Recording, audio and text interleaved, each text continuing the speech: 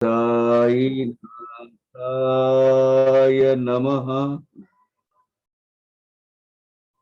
ओम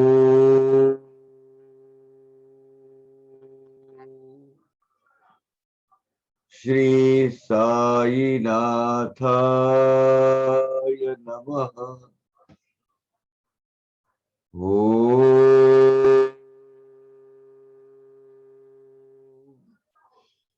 श्री साईनाथाय नमः। Om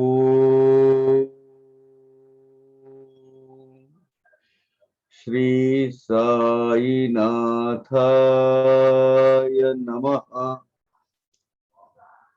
Om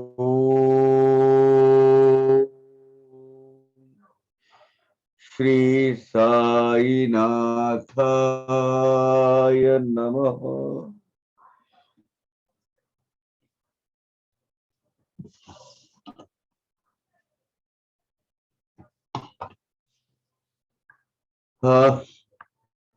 Last session and yesterday we have finished chapter. We have not finished. We have finished up to stanza 108 of chapter 44, Adhyay 44. OV 108 we have completed. Let us start with 109. Is it okay? Shall I start? Admin? Yes, Kaka. Okay. Om Sai Ram. Sai भरला स्थिरचरी, साई सर्वांच्या आत बाहेरी, साई तुम्हा आम्हा भीतरी निरंतरी नांदतसे. साई परमात्मा ही सब ये चर अचर में, जड़ जीवों में, चल अचल में, स्थावर और जंगल में व्याप्त है. साई भगत भी सब, साई भगवंत ही सभी के अंतर्याम में बसे हुए हैं. आप साईनाथ भगवान सबके अंतरंग में निरंतर यहाँ बसे हुए हैं. सबके हृदय में बाबा का ही वास है, बाबा का ही स्थान है. साई समर्थ दीन दयाळ, भावार्थी भक्त प्रणत पाळ, परम प्रेमाचे ते भुकाळ, अति स्नेहाळ सकळिका.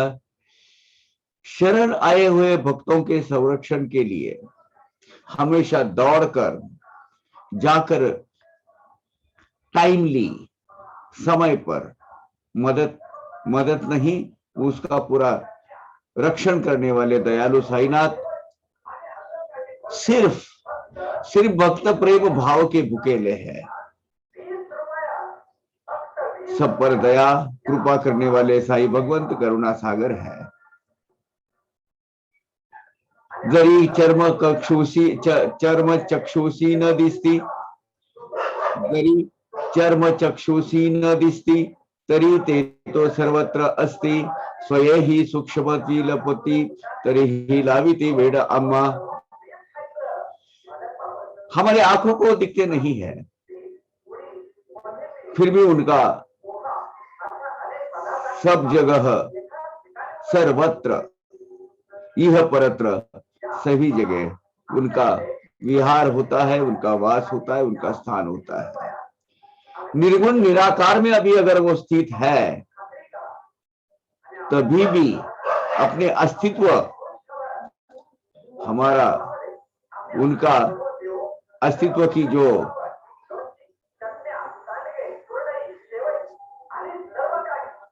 अनुभूतियां है, अस्तित्व की अनुभूतियां देकर हमें बहुत अचरज में डाल देते हैं बाबा. त्यांचे निधन केवळ ढोंग, आम्हा फसविण्या आणिले सोंग, नट नाटकी ते अव्यंग, भंगोनी अभंग जाहले. यानी सिर्फ लोकोपचार के हिसाब से उन्होंने देह त्याग किया है. उनका निधन सिर्फ हमें भ्रम में डालने के लिए हुआ है। साई माउली देह से अलग हो गई, लेकिन अनंत में, अभंग स्वरूप में विलीन हो गई है। ये एक्चुअली निधन का एक नौटंकी बाबा ने किया है। निधन क्या है? बाबा को कभी निधन हो सकता है?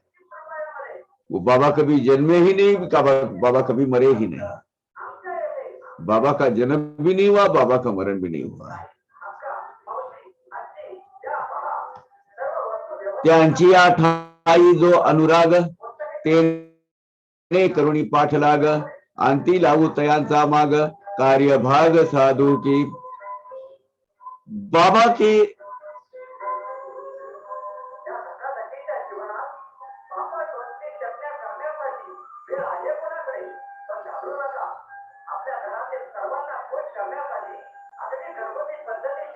कुछ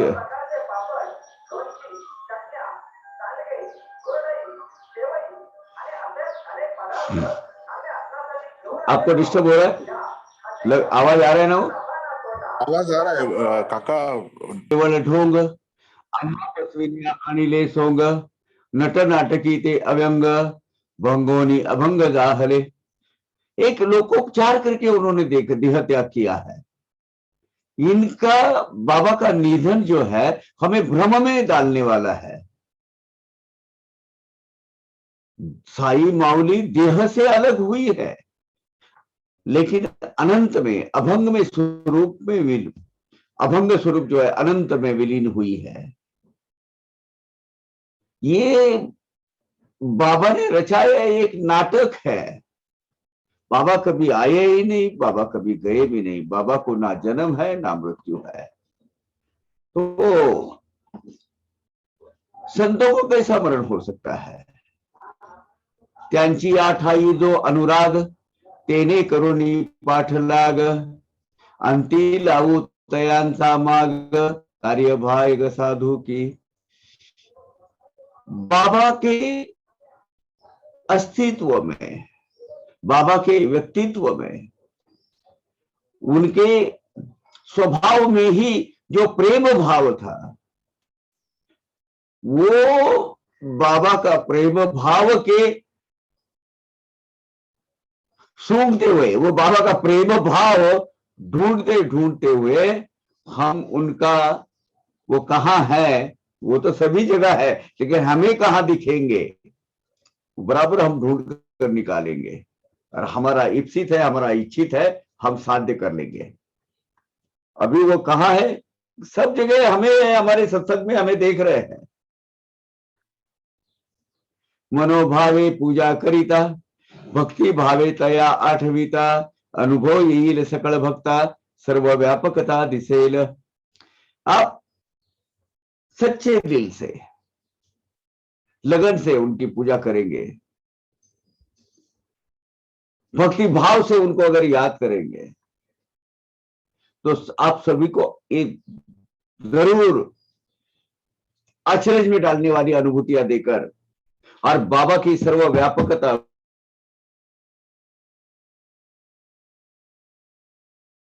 बताएंगे, और वो बराबर उसकी अनुभूति देंगे कि मैं हूं, मैं कहीं गया नहीं हूं, और हम मैं जाने वाला भी नहीं हूं, मैं यही हूं। मैं आया भी नहीं और मैं कहीं भी गया भी नहीं। उत्पत्ती स्थिती आणि लय, चित स्वरूपा या त्यांचे न भय, ते सदा सर्वदा चिन्मय, विकारा आश्रय ना येथे देखूया। हमने जो सर्वव्यापी, सर्वव्यापी, सर्वसाक्षी जो बाबा को कहा है, वो देखिए, वो उसी का ज्यादा विस्तार से यहाँ कहा गया है। ये वो भी 115 में। चैतन्य स्वरूप, चैतन्य घन साईनाथ भगवान, उनको उत्पत्ति स्थिति और लय, इस अवस्था का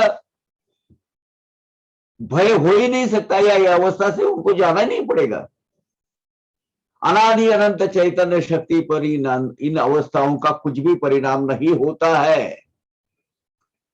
ब्रह्म स्वरूप साई भगवान में इस स्थितियों को कोई भी स्थान नहीं है। अनादि अनंत है, वो अजर है, अमर है, कभी बुढ़ापा नहीं आएगा और कभी उनको मरण भी नहीं है। जैसे सुवर्ण स्वर्णपणे राही अलंकारा रही अलंकारा ही विने केली नाना परीची आभरणे परीन सोने पण त्यागी। गोल्ड, सोना, सोने का, सोने की जो क्वालिटीज है, सोने के जो गुण है, सोने के जो लक्षण है, इस वो क्या करते हैं, वो अगर किसी अलंकार में आभूषण बनाओ, कोई किसी तरह के आभूषण बनाओ, तो उसका सोने अगर आज नहीं बनाओ, ऐसा ही रखो तो उसकी वैल्यू उतनी ही रहती है। आभूषण बनाओ तो वो शोभायमान दिखता है, नहीं बना तो अलंकार के बगैर ऐसा वो एक बिस्किट या ऐसा करके यहां रख दिया तो भी उसकी वैल्यू कम नहीं होती है। सिर्फ वैल्यू ही नहीं, उसका जो क्वालिटीज है वो भी कम नहीं होती है। सोने का सोनापन वो नहीं जाता कहीं भी। आप अलग अलग अलग तरह के उसमें से आभूषण बना लो, अलंकार बना लो, लेकिन वो उसका सोना वो कभी उस पर कुछ इंफीरियर नहीं होता है या उसको डिप्रिशिएट नहीं होती है उसकी वैल्यू, वो ऐसा कि ऐसा रहता है।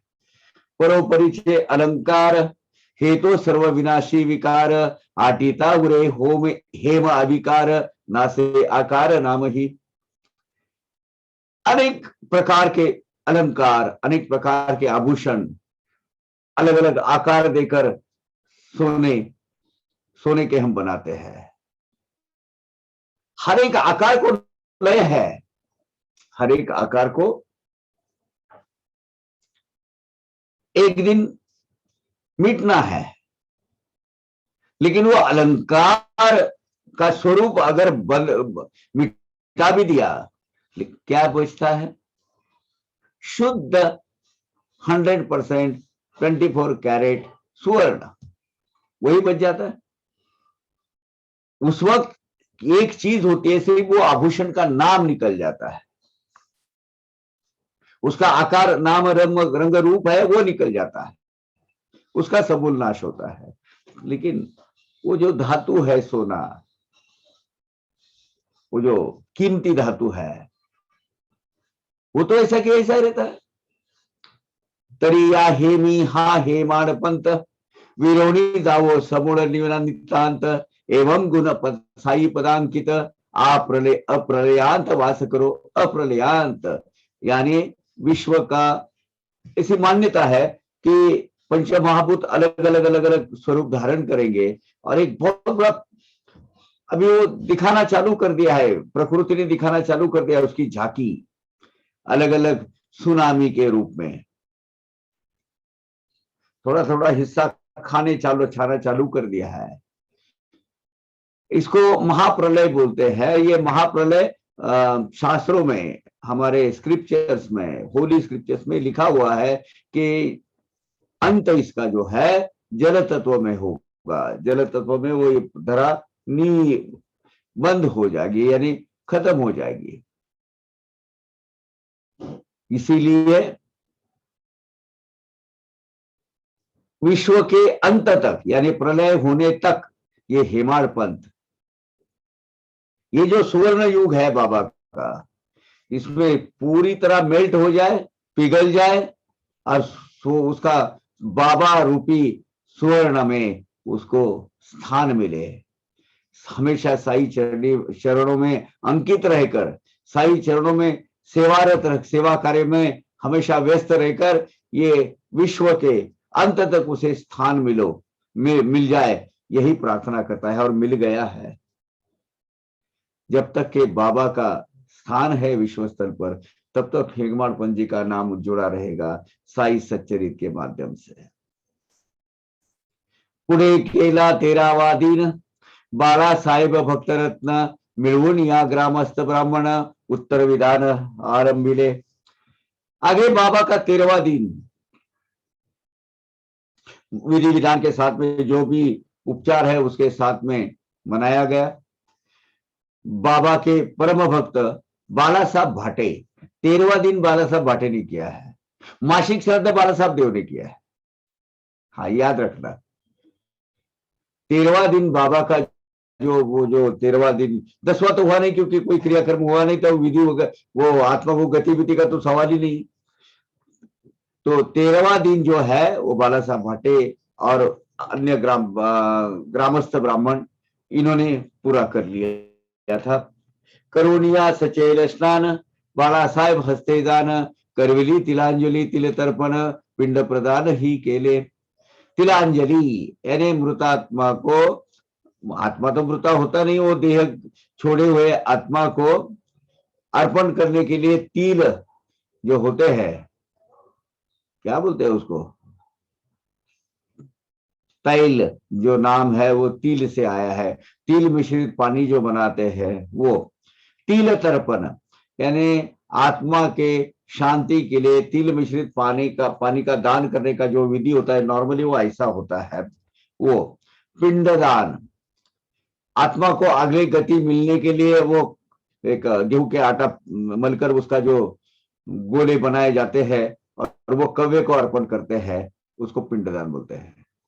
ये जो है वो बाला साहब देव मामलेदार के हाथ से हो गई। तिलांजलि, तिलार्पण, पिंडदान आदि विधि उन्हीं के हाथ से हो गए। और वार्षिक श्राद्ध जो है उपासनी महाराज ने वहां जाकर किया, बापू साहब देवगर उपासनी महाराज काशी में जाकर किया है, याद रखना। ऐसी मान्यता है, ऐसी मतलब विश्वास है लोगों का कि पिंड को स्पर्श करने के सिवाय आत्मा को आगे की गति मिलती नहीं है। यह भी कव्वे को वो दिया हुआ वरदान है श्री कृष्ण प्रभु ने। अभी क्या हुआ, भगवान के सभी अवतार दिन में आए हैं, शुक्ल पक्ष में आए हैं, लेकिन ये जो श्री कृष्ण अवतार है ना, ये रात में आया है और कृष्ण पक्ष में आया है। चुपचाप आए हैं वो, क्योंकि उनको उनके मामा और बड़े राक्षस गणों से, कंस महाराज वगैरह से बहुत डर था। वो कव्वे को श्री कृष्ण अवतार में प्रकट होते ही परमेश्वर ने वरदान किया, क्योंकि वो जो प्रवास वासुदेव जी का चालू हो गया वहां से मथुरा से लेके यहाँ तक, तो वो यशोदा में आना था। तो कृष्ण अवतार प्रकट हुआ रात को, मध्य रात को, वह कौवा काव काव करने लगा, भगवान आए हैं, प्रभु आए हैं, प्रभु आए हैं। तब भगवान ने उनको वरदान दिया, देख अभी तो चिल्ला मत, किसी को ये जाहिर मत कर कि मैं आया हूं, इसको मैं तुझे एक वरदान दे रहा हूं इसके लिए कि इसके आगे किसी भी जीवात्मा को आगे की गति प्राप्त होने के लिए तेरे नाम से पिंडदान किया जाएगा, और तू जब तक उसको स्पर्श नहीं करेगा तब तक उसको आगे की गति नहीं मिलती है। इसीलिए हिंदू धर्म की मान्यता के अनुसार वो गेहूं का एक आटा मलकर कुछ पिंड बनाते हैं और वो कव्वे को अर्पण करते हैं, और अगर तब तक नहीं आता तब तक इंतजार करते रहते हैं, या वो आत्मा उधर भटकते रहती है, तो उसको बोलते हैं भाई अभी कुछ बचा होगा तो बोल, या हम उसका ख्याल रखेंगे, लेकिन तेरी आगे की गति चालू होने दे। तो ये जो चीज है एक पौराणिक कथा है, ये कथा नहीं है, ये मान्यता है हिंदू धर्म के फॉलोअर्स में। सपिंडी आदि का उत्तर क्रिया शास्त्राधारे त्या समया जाहल्या मासिका सह अवघिया धर्म न्याया प्रमाणे। सपिंडी पिंडदान श्राद्ध विधि, श्राद्ध के आधार पर हमेशा टाइम पर करने वाली श्राद्ध विधि जो है मासिक श्राद्ध के साथ में किए गए हैं। भक्त श्रेष्ठ उपासनींनी दोघा समवेत जाऊनी, देखिए आया वो, भागीरथीच्या पवित्र स्थानी होम हवनीय संपादिले। भावार्थ साहित्य सचरित में उसका फोटो दिया हुआ है, वो जो पूजा विधि कर रहे हैं ना काशी में, बापू साहब जोग और उपासनी महाराज, भक्त श्रेष्ठ संत उपासनी महाराज और भक्त प्रवर बापू साहब जोग, इन्होंने वाराणसी में यानी काशी में जाकर होम हवन सहित वो वर्ष श्राद्ध वहां संपन्न हुआ बाबा का। ब्रह्म भोजन अंत संतर्पण अन्न संतर्पण यथा सांग दक्षिणा प्रदान करुणी सशास्त्र विधि विधान आले ते परतो न माघार। वो काशी क्षेत्र में गए, वहां ब्राह्मण भोजन अन्न संतर्पण अन्नदान दक्षिणादान शास्त्र युक्त विधि कर कर वो दोनों भी वापस आ गए शिरडी में। ना ही बाबा ना संवाद आता जरी हा ऐसा भेद परी दृष्टी पडता ती मशीद गत सुखानुवाद आठवती। अब बाबा देह रूप में नहीं है, लेकिन मशीद माई का दर्शन होते ही बाबा के साथ जो वार्तालाप हुई है, जो यादें हमने हमारे अंदर समा के रखी हुई है, वो अब उसकी याद आती है, आ जाती है। धन्य है वो वाक्य। ये तो खेद व्यक्त किया है हेमाड पंजी ने। अभी भी मैं जब बाबा के मस्जिद माई में जाता हूँ, द्वारका माई में जाता हूँ, तो बाबा के साथ जो वार्तालाप हुई वो याद आ जाती है। बाबांची नित्य आसन स्थिती घ्यावयात याची सुखानुभूती उत्तमोत्तम आलेख्य मूर्ति मशीदी प्रीति स्थापिले से। आलेख्य मूर्ति कागज के ऊपर पेंटिंग की हुई प्रतिमा या फोटो या निकाली हुई फोटो, आलेख्य मूर्ति यानी रंगा गया चित्र, पेंटर ने पेंटिंग किया हुआ चित्र। अब बाबा जहां बैठते थे उस आसन में बाबा की यादें ताजा और जिंदा रखने के लिए, बाबा की यादें जतन करने के लिए उत्तम ऐसी प्रतिमा मस्जिद बाई में स्थापन की हुई है। बाबा जहां बैठे थे बराबर वो तस्वीर वहां है। शामराव जी जयकर इन्होंने जो तैल चित्र निकाला था, बाबा ने खुद उसको सेटिंग दी हुई है। बाबा मॉडल बनकर बैठे थे और उन्होंने वो चित्र निकाला, तो बाबा ने हाँ मैं ऐसा ही दिखता हूं, अच्छा है, ऐसा कहा था। वो जो जग प्रसिद्ध चित्र है वो वहां लगाया है। वो भी 100 साल के तक तो वो डिटोरिएट होते जा रहा था, तो उसको फ्रेम कर अभी संग्रहालय में रखा गया है, म्यूजियम में। और उसके जगह अभी जमाना बदल गया, डिजिटाइजेशन आ गया, तो डिजिटल कॉपी निकाली गई और वो डिजिटाइज्ड कॉपी अभी वहां रखी हुई है। जाहली साई देह निवृत्ती प्रतिमा दर्शने होय अनुवृत्ती वाटे निज भक्त भावार्थी पुनरावृत्ति सती मूर्त। साई भगवान ने देह त्याग कर दिया, उनका देह अवसान हो गया, लेकिन ये प्रतिमा के रूप में, ये मूर्ति के रूप में बाबा का दर्शन हमें होता है। भावार्थी भक्त बाबा की प्रतिमा और मूर्त देखकर ही उसको देहधारी बाबा समझते हैं। बाबा हमारी आज पूरा कंप्लीट विश्वास है, नहीं बल्कि खातरी है हमें कि उस मूर्ति में जिसकी बाबा हम आराधना करते हैं, पूजा करते हैं, जिस प्रतिमा की हम बाबा की आराधना पूजा करते हैं, वो बाबा आज भी वहां मौजूद है मूर्ति के स्वरूप में। श्यामराव उपना में जय कर तयानी ही रिखिली सुंदर ऐसी ही प्रतिमा मनोहर स्मरण निरंतर देत से। मस्जिद में बाबा के आसन पर लगाई हुई जो प्रतिमा है वो श्यामराव जयकर नाम के भक्त श्रेष्ठ चित्रकार ने पेंट की हुई है, तस्वीर बनाई थी उन्होंने। वो उन्होंने 4 तस्वीर बनाई थी। एक ये है, एक इनके घर में है मोरेश्वर प्रधान, मेरे ख्याल से 2 मोरेश्वर प्रधान के उन्होंने खरीदी थी वो 2। उसमें से एक जो है वो अभी काका साहब दीक्षित के पास है और एक डायरेक्ट काका साहब दीक्षित के पास भी है। वो जो काका साहब दीक्षित के घर में आज भी वो जो पवेले पर स्थित है वो 3 डायमेंशन है। 4 बनाई थी। एक अब मुरेश्वर प्रधान के वंशज के पास होनी चाहिए, 2 काका साहब दीक्षित के घर में, क्योंकि मुरेश्वर प्रधान जी के घर से एक उधर आई है, वो भी फ्रेम लगा कर रखी है उधर। और ओरिजिनल जो सिटी करके रखी थी वो मंदिर में है, अपना द्वारका माई में रखी हुई है। बाबा ने काका साहब दीक्षित के घर में जो लगाई हुई तस्वीर है, वो जो बनाई है ना शामराव जोकर ने, अजूबा है भाई, अजूबा। आप इस सिरे से ऐसा घूमकर भी वहां जाओ तो ऐसा लगता है बाबा अपनी तरफ दिखते हैं, वो नहीं, वो नजर फिरते हुए जाते हैं। आज के टेक्निकल युग में और बड़ी एडवांस स्थिति में वो ठीक है, उस वक्त 100 साल पहले जो पेंटिंग की हुई है उसमें आप जाकर अनुभूति लीजिएगा। आप इस कॉर्नर में छवि ऐसी रखिए, अगर इसके यहां कॉर्नर में खड़े हैं ना तो भी ऐसा लगता है बाबा तिरछी नजर करके तो आपके पास देख रहे हैं। महानता है उसकी, वो पेंटर की, और बाबा उस छवि के अंदर बसे हुए हैं। जैसे हे प्रसिद्ध चित्रकार तैसे बाबांचे भक्त ही थोर, बाबांची या आज्ञेनुसार वर्तते विचारपूर्वक।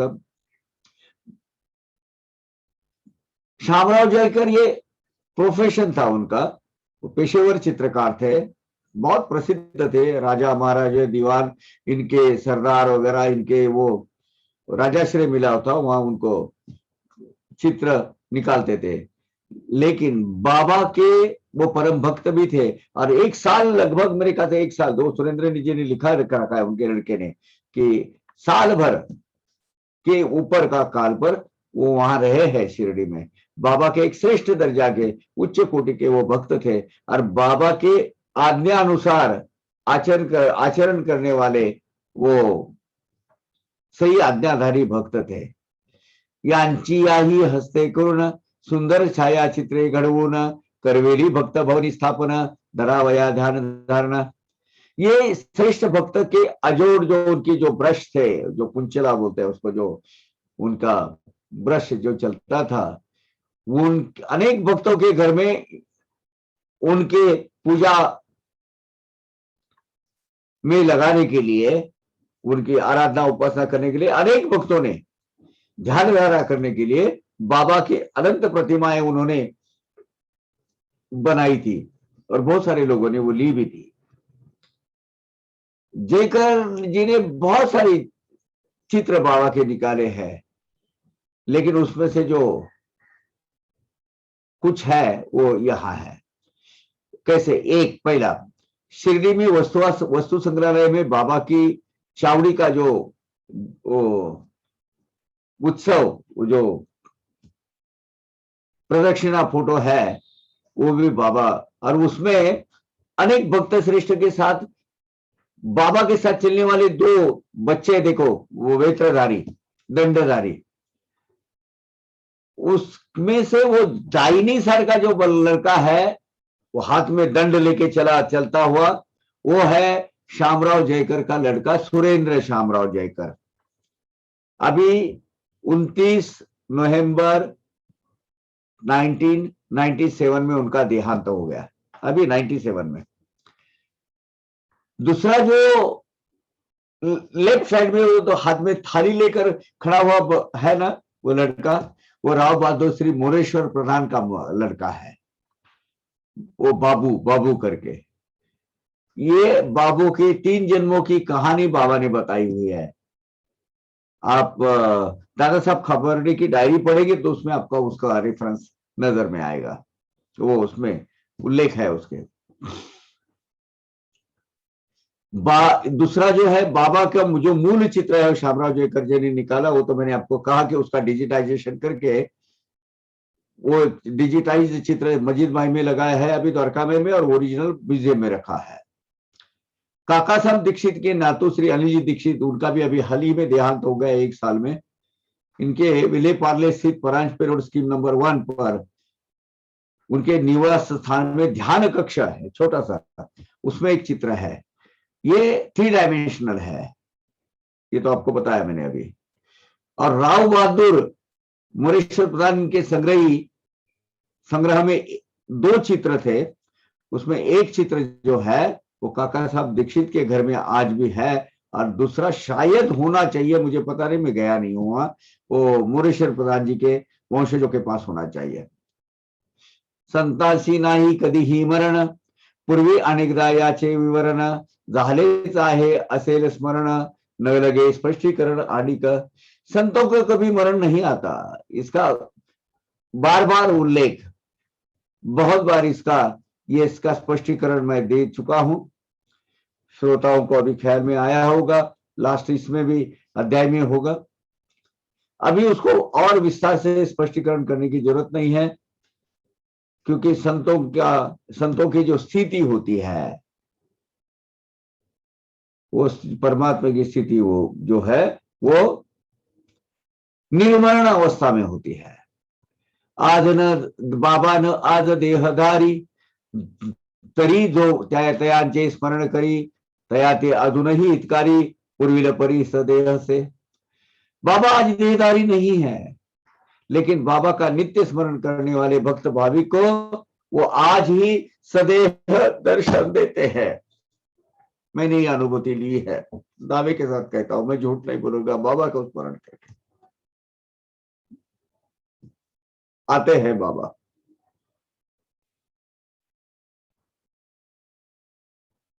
सदेह रूप में सामने खड़े रहते हैं।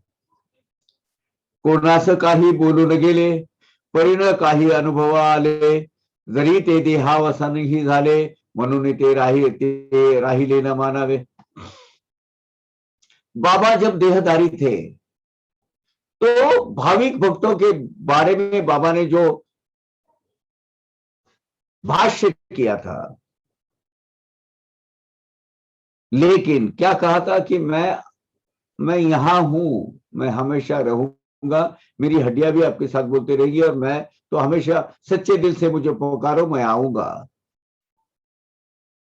बाबा के वाणी का वो कभी भी मिथ्या हो नहीं सकती। वो उसका प्रभाव अभी 100 साल हो गए, अभी कहा ऐसा भी मत मानिएगा, क्योंकि इसमें जरा भी तथ्य नहीं है। बाबा की जो देहधारी तब थे, तब बाबा ने जो अपने भक्तों के बारे में कहा था, हम मेरे बाल बच्चों के साथ, मेरे बाल गोपाल के साथ यही मिलूंगा, बसर करूंगा, सच्चे दिल से आप मुझे पुकारो, मैं दौड़ा दौड़ा चला आ जाऊंगा। ये अब तक आपको फलीभूत नहीं हुआ, इसका मतलब ये नहीं कि आपको नहीं मिलेगा। बाबा के वाणी का परिणाम जो फलस्वरूप आपके जीवन में आज तक नहीं हुआ, इसका मतलब ये नहीं कि अभी नहीं होगा। मुझे तो कुछ अनुभूति आई ही नहीं भाई। क्यों, बहुत बड़े पुण्यात्मा परमात्मा हो, बाबा के सच्चे सेवक हो, भक्ति में लगे रहो, बाबा अनुभूति देंगे, बाबा साक्षात्कार देंगे। हमें तो इंस्टेंट चाहिए, साई नाथाय नमः बोले कि हाँ बाबा आ गए। ऐसा कभी होता है? भगवान इतना सस्ता थोड़ा ही है, इतना चीप थोड़ा ही है। सच्चे दिल से, सच्चे लगन से उनकी आराधना, उपासना, मेडिटेशन करो, बाबा मिलेंगे। बोल बाबांचे ब्रह्म लिखित, विश्वास धरुणी पाहावी प्रचित, अनुभव आला जरी न त्वरित, येणार तो निश्चित कालांतरे। बाबा के बोल यानी ब्रह्मवाणी है, वो कभी भी असत्य साबित नहीं हो सकती। बाबा के अमृतवाणी का परिणाम तत्कालिक स्वरूप में नहीं दिखेगा, लेकिन आपके जीवन में योग्य समय, योग्य स्थिति में, योग्य काल में, वो उद्धार काल जब आपका आएगा, तब वो आने के सिवा रहेगा नहीं, अनस्टॉपेबल वो आएगा ही। ये बात सही है। असो या जोगांचे नाव घेत येता, कथेत आठवली आड कथा, ऐकात येची ही अपूर्वता, दिसेले प्रेमळता साईचे। खैर, ये साई भगवान की कहानी बताते बताते ये जो जोग, बापू साहब जोग का अभी उल्लेख हुआ है, उनका नाम आया था, तो उनके बारे में कथा याद आई। ये मैं अभी याद आई है तो बाबा कही देता हूं। इस बाबा के दरबार के इतिहास में कुछ किरदार ऐसे हैं, कुछ व्यक्तित्व ऐसे हैं जो माइलस्टोन है। उसमें एक है बापू साहब जोग और मेघा। वो क्या कथा है, साई माउली के साथ में भक्तों के प्रति उनका जो प्रेम भाव है, जो लगन है, वो प्रेम भाव की अनुभूति हम अभी ले लेंगे। जरी असे हा त्रोटक संवाद, गुरु भक्तासी अति बोधप्रद, सौभाग्य जो तो या वैराग्य बोध, अभागी बद्ध संसारी। बाबा ने बापू साहब जो को कुछ कहा था और वो इतना, यानी इतना 100% प्योरिटी,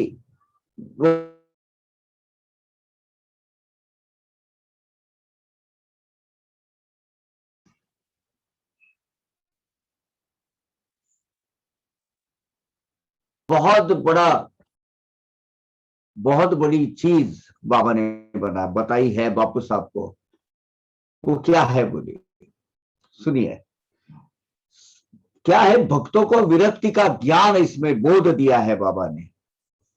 जिसने ये विरक्ति पाई वही सही भाग्य का। बाकी आप और हम तो सामान्य जन है जो संसार बंधन में अटके पड़े हैं अभी भी। हम तो एक तरीके से अभागी लोग हैं। बस बात यह है कि भाई बाबा से जुड़े हुए हैं, यही एक प्लस पॉइंट है। बाकी तो सामान्य जो रोजमर्रा की जिंदगी जीने वाले बाकी के लोग जो है अभक्त लोग, और हमें क्या फर्क है, सिर्फ बाबा की भक्ति करते हैं, लेकिन हमारी आध्यात्मिक प्रगति होनी है। भगवान के अस्तित्व में हमारा अस्तित्व विसर्जन करने के लिए जो भी लंबी चौड़ी यात्रा अनंत जन्मों की हमें तय करनी है, वो अगर फास्टेस्ट रूट और शॉर्टेस्ट रूट है वो है विरक्ति। नहीं, अनअवॉइडेबल रूट है, वो तो जाना ही पड़ेगा, टोल नाका ही है वो। एकदा जोग बाबा पुस्ती, अधुन ही काय माझी काय स्थिती, विचित्र माझी कर्मगती, पाविन सुस्थिति केवा में। एक बार बापू साहब जोग ने कर्म बंधों में जो बंदी उसको कंटाल गए, वो इनका क्या बोलते हैं, धर्मपत्नी का भी देहांत हो चुका था, बाबा की सेवा में लगे रहते थे। बोले बाबा आपके सहवास में हूं, आध्यात्मिक कुछ प्रगति करना चाहता हूं, लेकिन मेरी ये क्या कर्मगति है समझ में नहीं आता, मेरा आगे कुछ हो ही नहीं रहा है, यही अटका हुआ बस ये कर्म बंधों में। हालांकि नौकरी से मैंने रिजाइन कर, मैंने प्री मैच्योर क्या बोलते हैं उसको, वॉलंटरी रिटायरमेंट लिया, यहाँ आ गया। आप कितने दिन से आपकी सेवा में हूँ, पत्नी का भी देहांत हो गया, फिर भी मेरे मन को शांति, मेरे मन को जो स्थिरता है, वो स्टेबिलिटी है, क्यों नहीं है? क्या मेरे क्या कर्मों का, कौन से कर्मों का ऐसा फल है कि मुझे आत्मिक शांति और समाधान, वो जो मेंटल पीस है वो मिलता नहीं है। बहुत वर्षे अनन्य सेवा, घडली आपुली मजला देवा, तरी चंचल चित्ता विसावा, अधुनी नसावा ते काय। बहुत साल से आपकी सेवा में हूं, आपकी सानिध्य में हूं, और आपका कृपा क्षेत्र में मैं पल रहा हूं, लेकिन मेरा जो मन है, वो जो चंचल मन है, अभी भी वो स्थिरता नहीं पाया है, अभी वो जगह स्थिर नहीं हुआ है।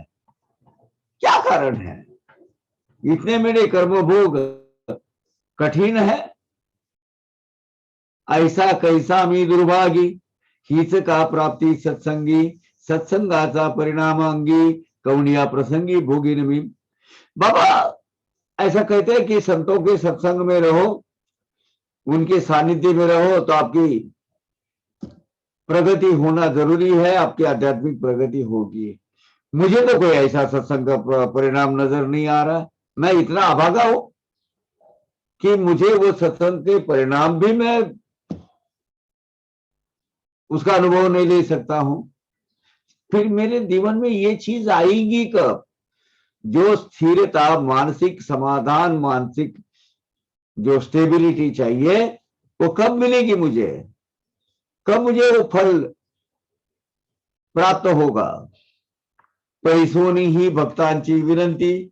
आप देखना ये आगे के तीन या चार है, वो विया ध्यान से सुनिएगा, बार बार पढ़िएगा, उसमें से आपको अध्यात्म मार्ग मिलेगा।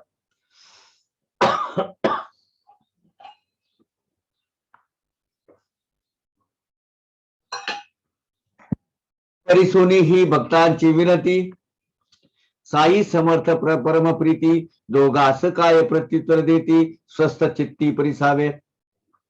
बापू साहब जो कि ये हमने सच्चे दिल से की हुई प्रार्थना दयालु परम कृपालु साईनाथ महाराज ने सुनी, और साई माउली हमारी साई माता साई जननी हमें क्या जोग को क्या कहती है? जोग को नहीं कहती है, हम सबको कहती है। क्या क्या जवाब दिया वो ध्यान देकर सुनिएगा।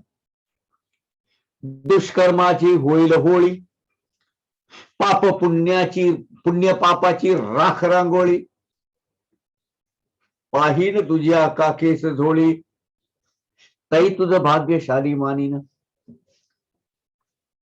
बापू साहब, आपके दुष्कर्म जितने भी आज तक के अनंत जन्मों के जो ढेर लगे हुए हैं, तुम्हारे पाप पुण्य दोनों का कहाँ है? वो दुष्कर्मों का पूरा नाश हो जाएगा। आपके पाप के समझिए, आपके पुण्य भी खत्म हो गए, क्योंकि पुण्य आपको कुछ फैसिलिटी देते हैं और पाप आपको संकटों में डाल दे। दोनों भी नहीं चाहिए। ये निष्काम कर्म अवस्था जो है वो जीरो अवस्था है, शून्य अवस्था, वो प्राप्त होगी। यानी आपके सब पाप भी नष्ट होंगे और आपके पुण्य का वो जो संचय है वो भी खत्म हो गया। ये जीरो अवस्था है। इसी अवस्था में आपको विरक्ता अवस्था पकड़नी है। जब आप ये विरक्ता अवस्था पकड़ोगे बापू साहब, तब मैं आपको भाग्यशाली समझूंगा, क्योंकि आपके बगल में जब झोली आएगी ना उदर भरण के लिए, तब आपको विरक्ति प्राप्त होगी। आज आप जो जिस तरह की जीवन प्रणाली जी रहे हो, उस जीवन प्रणाली में आपके दुखों का नाश होना चाहिए, दुष्कर्मों का नाश होना चाहिए, पाप पुण्य का संचय विलीन होना, नील होना चाहिए। तब अब वो नील कैसे करना मैंने आपको बताया। भगवान के चरण में अर्पण कर दो उसको। उपाधीचा होईल त्याग, नित्य भगवत भक्तीचा बलाग, तुटतील आशा पाश सांग, उपाधीचा होईल त्याग, नित्य भगवत भक्तीचा लाग, तुटतील आशा पाश सांग, तय मैं तुझे सौभाग्य मानीन। कर्मबंधों से पूरी तेरी मुक्तता हो जाएगी, भगवत भक्ति की आस लगेगी, उसमें लगन रहेगी, सर्व आपके सब इच्छा आकांक्षा सभी नष्ट हो जाएंगे। तब मैं तुझे भाग्यवान समझूंगा, भाग्यवंत समझूंगा। आगे तीसरी, विषयासक्ती मानून त्याज्य, मी तू पण सर्वथा अयोग्य, जीवा उपस्थ जिंक हो योग्य, तय मैं तुझ सद्भाग्य मानीन, तय मैं तुझ सौभाग्य मानीन। विषय सुख विषय भोग, ये सब त्याग, इसका त्याग होकर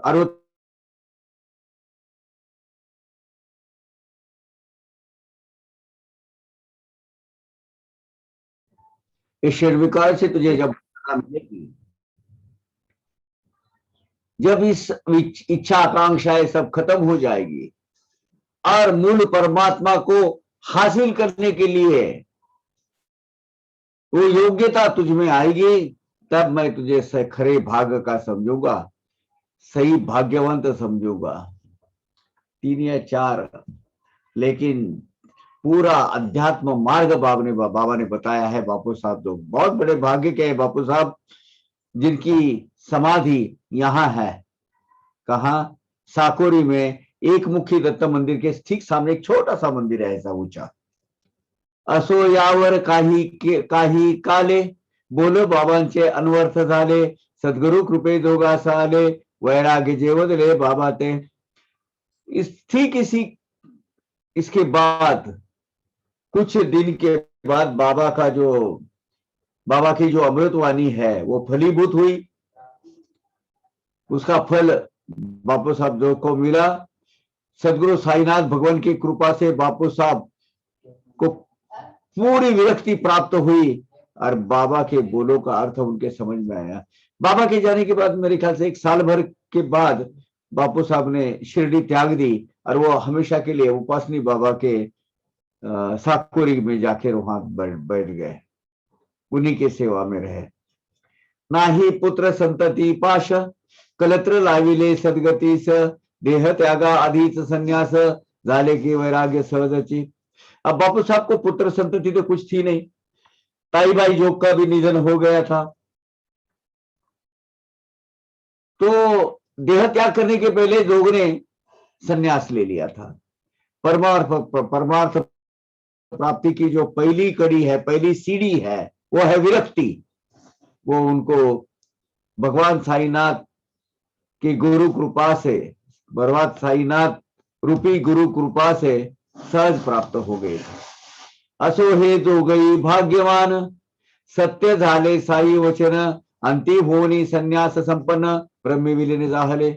बाद में उन्होंने संन्यास ले लिया। सदगुरु साईनाथ की वाणी सत्य साबित हुई, फलीभूत हुई और जोग बापू साहब जोग का भाग्य है, उनका उद्धार हो गया, धन्य हो गया उनका जीवन, कि जीवन के आखिरी पड़ाव में उनको संन्यास लिया, उन्होंने कंप्लीट विरक्त जीवन जीना चालू किया और ब्रह्म तत्व में विलीन हो गए। जैसी जैसी साईंनी कथिली तशीच परिणामी स्थिती आली, मुक्ती साईंची सार्थ झाली, भाग्यशाली जोग खरे।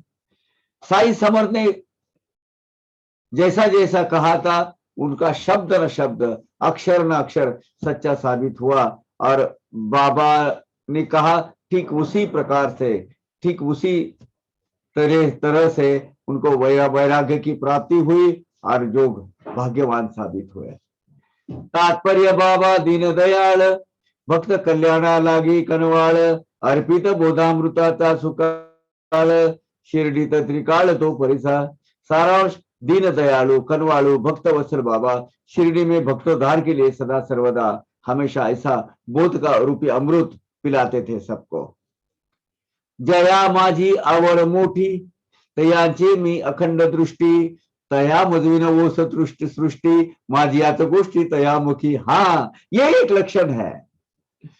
जिनको मेरे बारे में बहुत लगाव प्रेम है, एक खींच है, कशिश है, आस लगी रहती है, जिनके नजरों में मैं सदैव मेरा ही वास रहता है, मेरे सिवाय उनको जग सुना सुना लगता है, ऐसे भाविक भक्तों के मुख में सदैव मेरा ही नाम रहता है और ऐसे लोगों का मैं प्रतिपालक हूं, पालनहार हूं।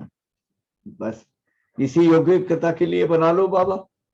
रात दिन आपका एक नाम ओठों पे रहे, आपकी छवि, आपकी प्रतिभा साथ में सदा सामने रहे, इसी में हमारा जीवन व्यतीत हो जाए। बस ऐसा कुछ करो प्रभु कि आपकी प्रतिभा हमारे नजरों से ओझल न हो कभी।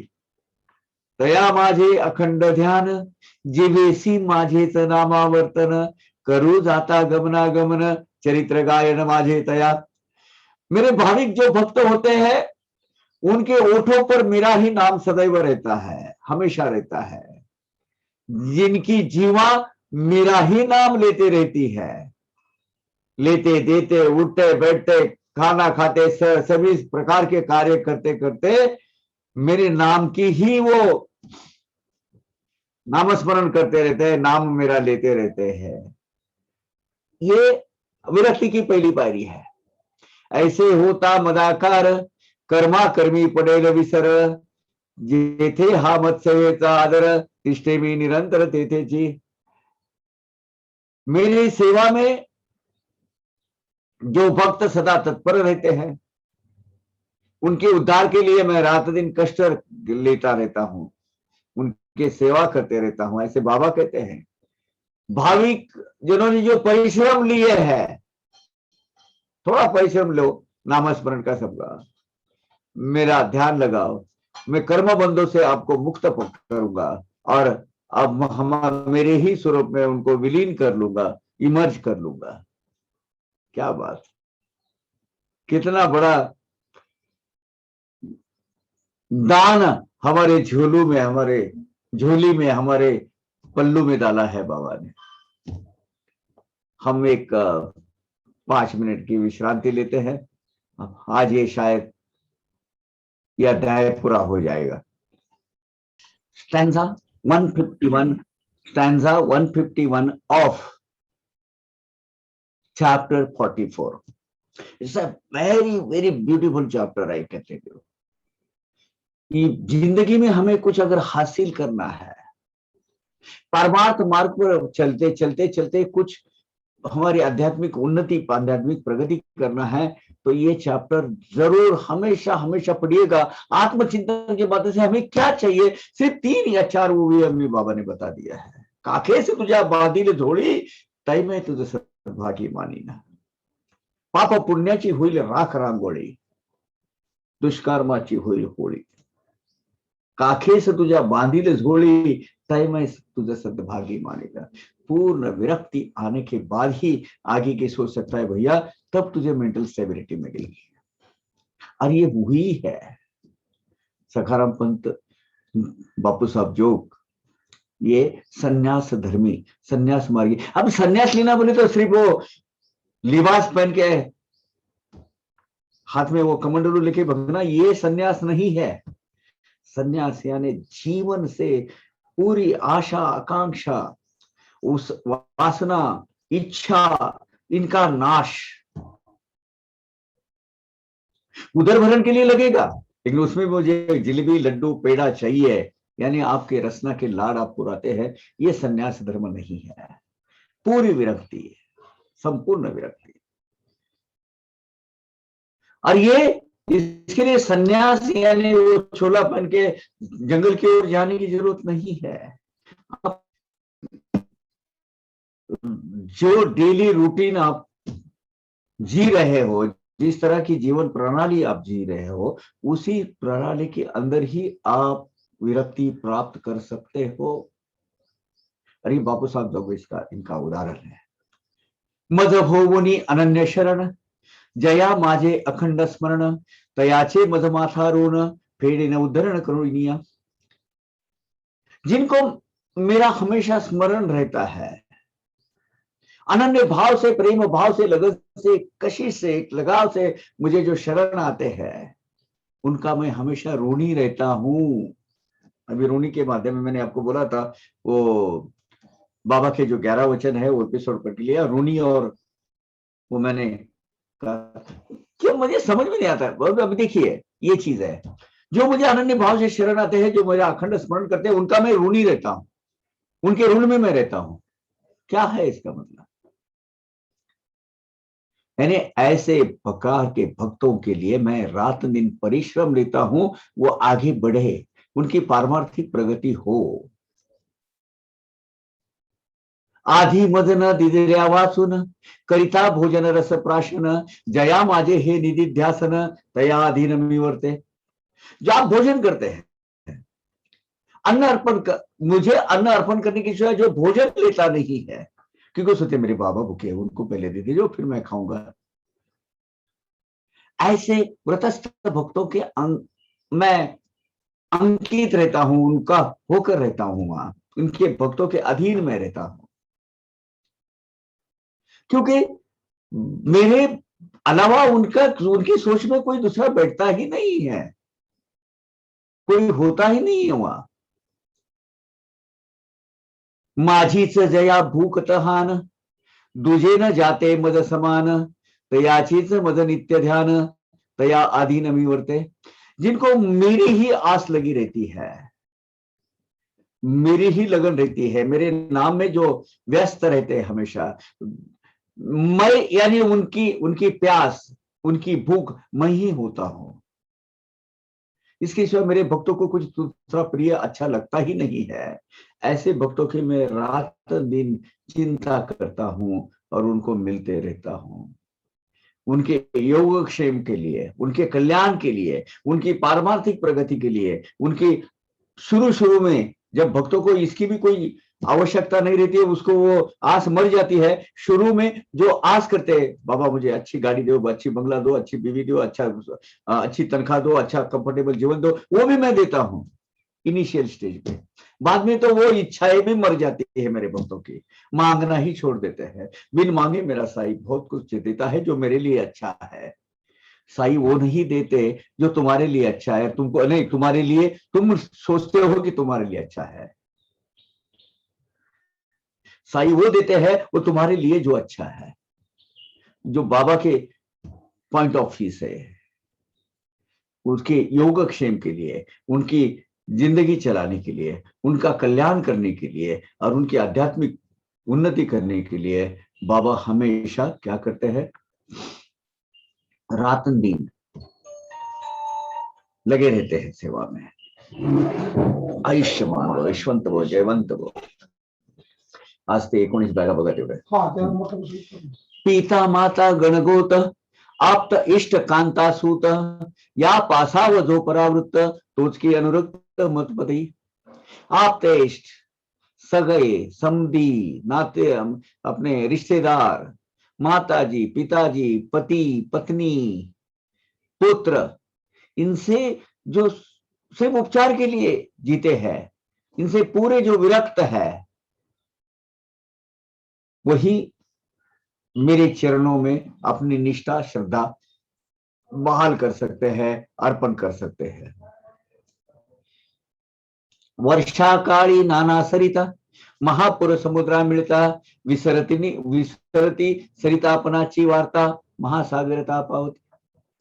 वर्षा ऋतु, बारिश के सीजन आता है, वर्षा ऋतु आती है, तब अनेक नद या नदियों को बाढ़ आती है, पानी भर भर के वो बहते रहता है और आखिर में कहां मिलता है, जो उनका मूल स्रोत स्थान है, सागर को मिलते हैं। जब सागर को मिलते हैं तो उनका अपना अस्तित्व नहीं रहता।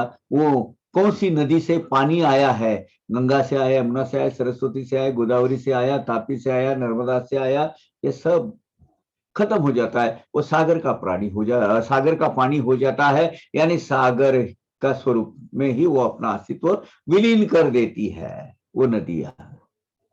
ऐसे मेरे भक्त है, मेरे अस्तित्व के सिवा उनको और मेरे नाम स्मरण के सिवा उनको कुछ दूसरा सूझता ही नहीं है। रूप गेले नाम गेले, जळ ही जाऊनी सागरी मिसळले, सरिता सागर लग्न लागले,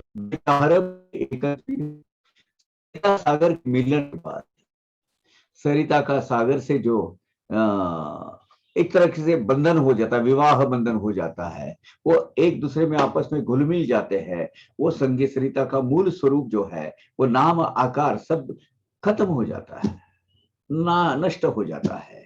सरिता और सागर ये अलग अलग रूप नहीं रहते उस वक्त।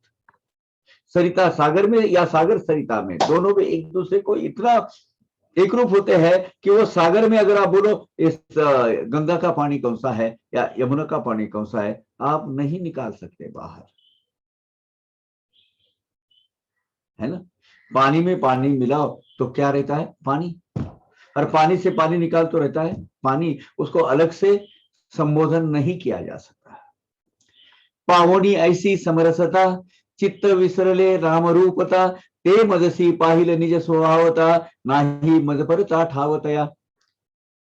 भक्तों की ऐसी उच्च स्तर की, उच्च कोटि की समरसता, उनका भक्ति भाव जो मेरे प्रति होता है, वो अपना खुद का अस्तित्व भूल जाते हैं, उसकी प्यास भूख सब भूल जाते हैं। वो मेरा स्वरूप ही में हो जाते हैं, मत स्वरूप, मेरा स्वरूप धारण कर लेते हैं। जो चार मुक्ति जो है उसमें कौन सी, सामीप्य, सालोक्य, सारूप्य और सायुज्य।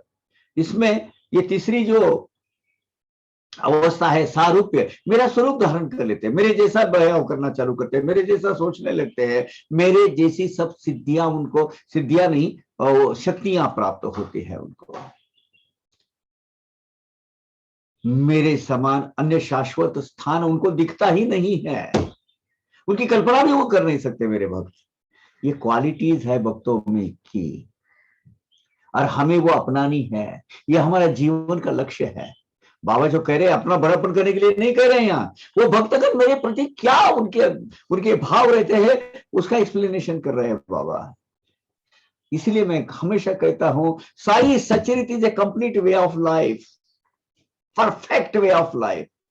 जीवन की कोई सी ऐसी कोई समस्या, कोई प्रश्न, कोई टॉपिक, एस्पेक्ट बचा नहीं है जो साई सचरित में नहीं है।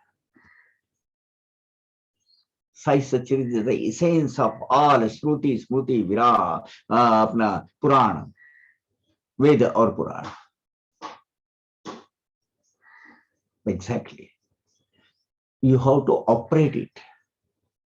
अपने जीवन में वो तत्वों को स्वीकार करना है उसका, और उसके हिसाब से अपना बिहेवियर करना है, बिहेवियरल पैटर्न रखना है, और जानबूझकर प्रयत्न से अगर ये करते हैं तो ये जो अवस्था है वो मज स्वरूप ही हो जाते। ते मजसी पाहिले निज स्वभाव होता, चित्त विसरले नाम रूप होता, वो अपना खुद का अस्तित्व भूल जाते हैं और वो मेरे निज स्वभाव के हिसाब से ही, उसके तहत या उसके अनुसार वो अपना जीवन जीते हैं, और वो ऐसा उनकी शक्तियां वैसे उनको प्राप्त होती है। परीस नव्हे मी दगड, ऐसे जना करावया उघड, पुस्तक पंडिती करोनी बडबड, लोहाचे अगड आणिले। मैं स्पर्श हूं, स्पर्श यानी परीस, परीस यानी स्पर्श का अपभ्रंश है, जो लोहे को अगर लगाए तो उसका सोना बन जाता है। मैं परीस हूं, मैं पत्थर नहीं हूं, ये भक्तों को बताने के लिए, भक्तों के मन में प्रतिबिंबित करने के लिए मुझे कसौटी में लगा दिया ये पुस्तक पंडितों ने, किताबी कीड़ों ने। और इसीलिए क्या किए, लोहे के खाम लाकर खड़े कर दिए। क्यों? देखते हैं ना, ये लोहे को लगाएंगे तो सोना होता है कि नहीं है। बहुत सारे लोग मिले ऐसे, बाबा को कसौटी पे लगा दिया। पुस्तक पंडिती करोनी बड़बड़, लोहाचे अगर आणिले, लगड़े ने सुरुखों की साखलिया की साखलिया, श्रृंखला की शुरू मेरे सामने रख दी। देखते ना बाबा, इसको प्रश्न करते तो उसका सोना होता है क्या? अरे इसके लिए नहीं बाबा, बाबा है, वो कर सकते हैं, उसमें उनकी शक्ति है, लेकिन उसमें से निकलना क्या है? ठीक है, लोगों ने, बहुत सारे लोगों ने, पंडित, बाबा ने तो पुस्तक पंडित बोला है उनको, किताबी कीड़े, किताबी पंडित। वो बोले हाँ अब देखते हैं ना बाबा करते हैं कि नहीं, और सामने आते, बाबा कर भी देंगे, वो किया भी है। अरे आप लोही की क्या बात कर रहे हो? ज्योतिंद्री जी को देखो, पत्थर उठाया, एक माटी का, वो ढेकुर बोलते हैं उसको, माटी का ऐसा गड्ढा उठाया और उसका सोना कर दिया। बाबा की क्या बोलते हो? बाबा तो कुछ भी कर सकते हैं, आपके जीवन का सोना बना देते हैं। लेकिन बाबा को कसौटी के लगाने के लिए, अगर आपको खंबा है या कोई लोहे का अंश है और उसको बाबा अगर बाबा के पावर से सोने में मिलती तो सोना की क्या है? धातु। कहाँ रहने वाला है वो? यहीं पर। आपके आध्यात्मिक पारमार्थिक प्रगति के लिए उसकी कोई जरूरत है नहीं। संन्यास मार्ग में पारमार्थिक प्रगति जाना है, बहुत सारी वो क्या कहते हैं आजकल, बहुत सारे लोग आते हैं ना वो पोस्टर पर, गोल्डन बॉय या गोल्डन मैन। कुछ गोल्डन मैन का तो वो सोने के लालच में ये भी हो गए, क्या बोलते हैं, उनके जीवन का अंत भी हो गया, कोई गोली बिली भी मारी है उनको। आखिर में क्या है? बाबा की कसौटी लेने की पहले तो आपकी, it's a foolishness on your part two think about like this. परब्रह्म साईनाथ ये भाव आपके हो तो इस तरह के कसौटी के क्षण अपने दिल में भी आप कभी नहीं सोचेंगे। मैं कल मुझे एक आया है, तो मैं रोज 2 अध्याय पढ़ती हूँ, मैं भी आपके जैसा चरित्र ये करती हूँ, क्या बोलते, एक्सप्लेनेशन करती हूँ, मुझे अच्छा लगता है, ये लगता है, लेकिन मेरी समस्या ही कुछ चल रही है। वो बाबा सुन ही नहीं रहे हैं। मुझे ऐसा लगता है कि बाबा मुझ पर ख्याल ही नहीं रखते हैं और मुझ पर नजरअंदाज करते हैं। काका, आप बोलो ना बाबा को। फर्स्ट ऑफ ऑल, बाबा को किसी मिडल मैन की जरूरत नहीं। बाबा ने कोई अध्यात्म के दलाल खड़े किए नहीं है। सबको बोलता हूं, कोई जरूरत नहीं। बाबा अपने हैं, जा करो। आप कहीं कमी कमी पड़ी है, खोट आप में है। कहीं ना कहीं बाबा की जो स्तर है, जो क्वालिटी थी, उसमें हम कम पड़ रहे हैं। इस तरीके से आप सोचेंगे तो आपका दुख दुख नहीं लगेगा, आपका सुख सुख नहीं लगेगा। मुझे वो मिर्जा गालिब का बहुत पसंद आता है वो शेर।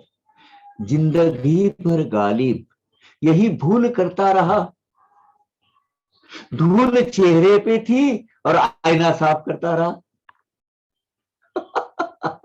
धूल यहां है, आईने में नहीं है।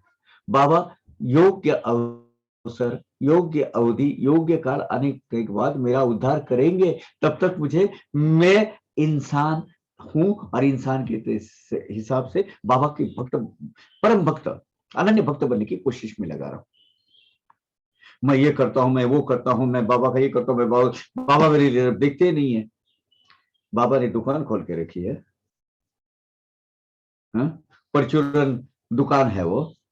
मैं आपका ये करता हूं, आप मुझे वो दे दो। अपेक्षा क्या करनी चाहिए बाबा से, वो भी आप पहले सोचिएगा। वो दुख लगता है, बुरा लगता है जब इस तरीके के जो मैसेज जब आते हैं।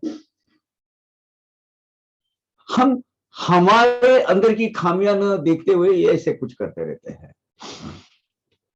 तय मदेवरी करवर करिता घाव। देखिए, ये जो सोने लोखंड के जो श्रृंखला खाम या अंश लेके आके जो पुस्तक पंडित है, उनके लिए बाबा क्या कहते हैं।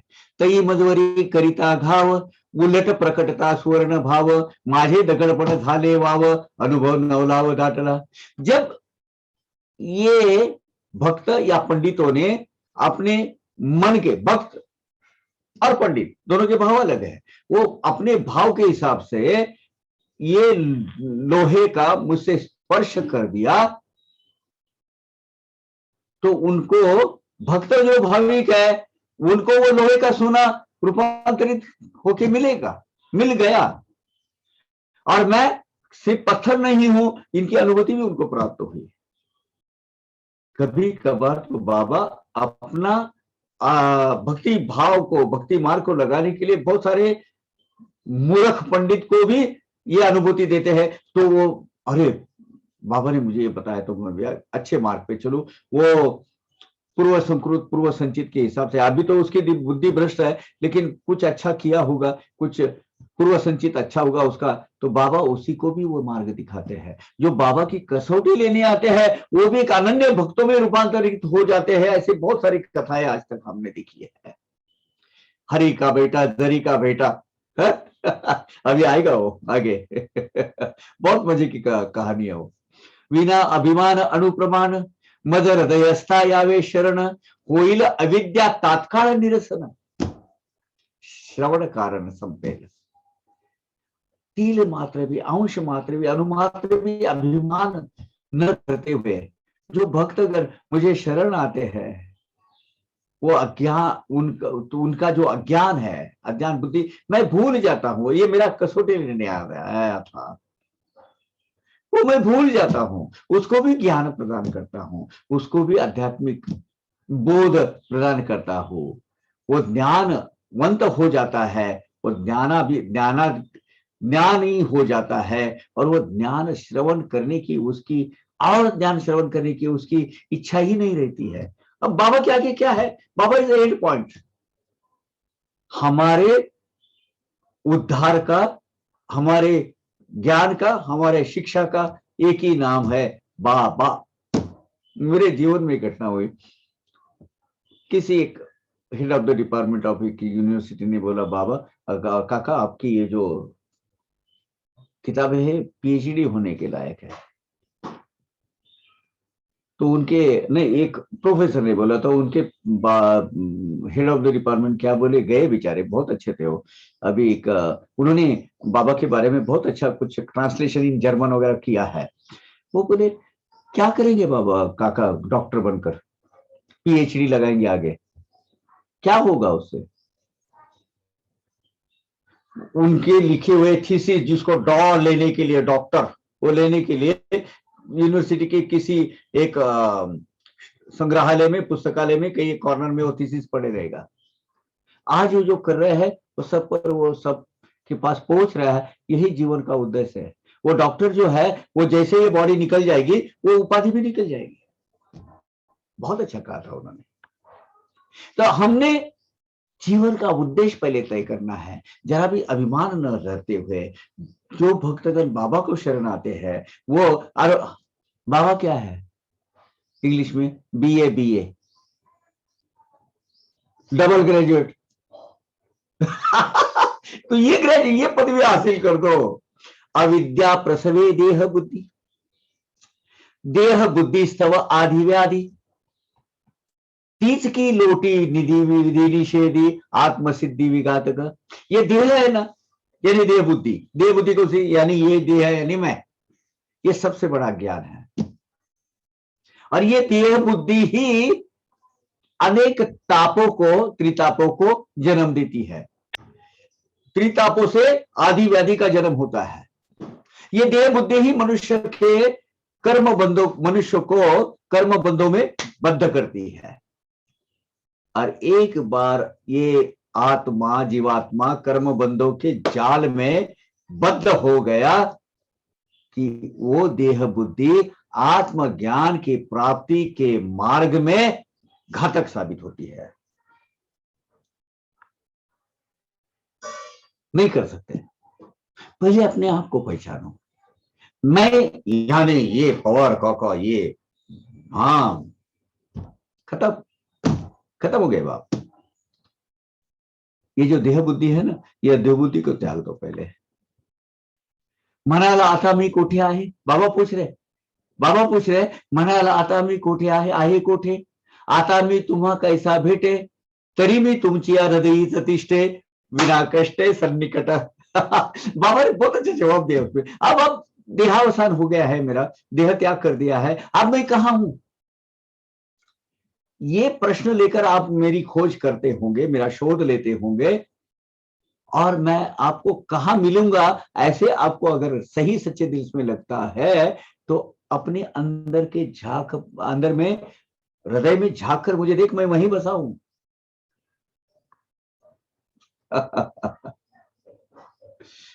हम ये बाबा की स्तुति, मंदिरात अंतरात तोची नांदता है, मंदिरात अंतरात तोची नांदता है, नाना देही नाना रूपी तुझा देह आहे। कुछ मंदिरों में ढूंढ रहे, यहाँ ढूंढो, अंतरंग में ढूंढो, वहां मिलेगा सही।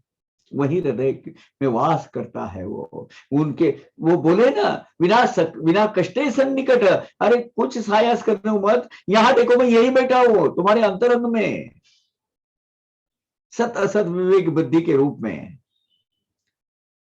ये तुम्हारे पास भी तो बैठा हो बाबा, तुमच्या हृदयीच माझे स्थान, अंतर्यामी तुमचे मी। आप कहीं भी रहो, मेरा स्थान तो आपके हृदय में है, मैं आपके अंतर्यामी में बसा हूं। मनाला हृदयस्थ को कैसा कोण, कैसे काय त्याचे लक्षण, ऐसी काय तयाची खून, जेने त्या आपण जानावे। अभी आपको सोचेंगे कि अपने हृदय, मैं कहता हूं मैं तेरे हृदय में बैठा हूं, तो ये हृदय में जो बैठने वाला जो आत्माराम, आत्मा, ये महाप्रणव प्रणवकार जो है, ओंकार स्वरूप है महाप्राण, उसको कैसे पहचाने? क्या क्वालिटीज है, क्या बेसिक एलिमेंट्स है जिससे मैं पहचान पाऊं? ऐसे प्रश्न भक्तगणों को स्वाभाविक है गिरेंगे, ऐसे प्रश्न उभरेंगे उनके दिल में। भगवंत के अस्तित्व की अनुभूति हमें कैसे प्राप्त होगी? ऐसा अगर प्रश्न आपके अंतरंग में, हृदय में अगर मन में उठता है तो बाबा क्या बोलते हैं, तरी भावे दत्तावधान परिसा तयाचे स्पष्ट व्याख्यान, जया लागी जाने शरण तो हृदयस्थ कोण हे आता। यानी इसका स्पष्टीकरण मैं विस्तार स्वरूप से और बड़े अलर्ट होके सजग होके मैं आपको देता हूं कि जिनको हम शरण जाते हैं और वो जो हमारे सबके हृदय में वास करता है उसको पहचानेंगे कैसे, उसकी पहचान क्या है, इसका निरूपण हम अभी सुनने वाले हैं। सुनिए, बहुत बढ़िया है, बहुत बढ़िया है। नाना नामे नाना रूपे, लक्ष्य ये आपके जवाब है आपके सवाल का। नाना नामे नाना रूपे सृष्टी माझी भरली अमूपे, जयाची कवना न करवीती करवती मापे, मायेची स्वरूपे ती अवघी। ये प्रकृति में अलग अलग नाम रूप रंग आकार से जो प्रकट हुए हैं, अनेक स्वरूप में जो प्रकट हुआ है, अनन्य विविध अनगिनत अपरिमित स्वरूप का जो उनके इसका यथार्थ ज्ञान किसको भी हो नहीं सकता है। ये सकल दृश्य जात वो ये जो मोह माया का ये जो विस्तार है, माया से निर्माण हुई ये सब सृष्टि है, इसके अलग अलग अलग अलग अलग रूप है। तैसेची सत्व रज तम गुण, तया त्रिगुणा ओलांडून, सत्य जे जे स्फुरे स्फुरण ते रूप जान हृदयाचे हृदयस्थाचे। क्या बताया है, देखिए ब्रह्म और माया इनके संयोग से, माया के 3 गुण है और ब्रह्म के 3 गुण है। माया के रूप गुण कौन से है, तम रज सत्व, इधर कहा है सत्व रज तम, और ब्रह्म के गुण 6वां अध्याय पढ़िएगा, बहुत मजा आएगा, वो उसमें ये लिखा हुआ है, पूरा विस्तार से बताया हुआ है। फिर से मैं दोहराता नहीं हूं, थोड़ा सा बताता हूं कि भगवान यानी ब्रह्म, उनके 3 गुण है, ऐश्वर्य गुण, वो है सत चित आनंद, और माया के गुण है तम रज सत्व। इनके संयोग से जो देह प्राप्ति होती है उसमें जो सत्व गुण है, सच्चित आनंद, ये जो आनंद गुण है ये परमेश्वर है। चेतना है वो चित्त है, चेत, ये जो चीज है वो आप विस्तार से पढ़िएगा, नहीं तो मैं वो फिर से रिपीट हो जाएगा। ये रूप है हृदयस्थ का। अभी कैसे है, अब देखिए, अपने अंदर की जो चेतना शक्ति है वही भगवान है। आपको भगवान को देखना है, नाक बंद करो, मुंह बंद करो, जब तक ये भगवान का दर्शन नहीं होता तब तक बंद रखो, घबरा जाएंगे आप, रो पड़ेंगे, और ये क्या हो रहा है, घुटन सी हो रही है, ये घुटन हो रही है ना, ये चैतन्य शक्ति है, यही है भगवान, यही है आपके प्राण, वही भगवान है। ये जो देह के ऊपर किसकी सत्ता चलती है, चैतन्य की सत्ता चलती है। सत्तेचे जय स्फुरे स्फुरे स्फुरन ते रूप जान हृदयस्थाचे।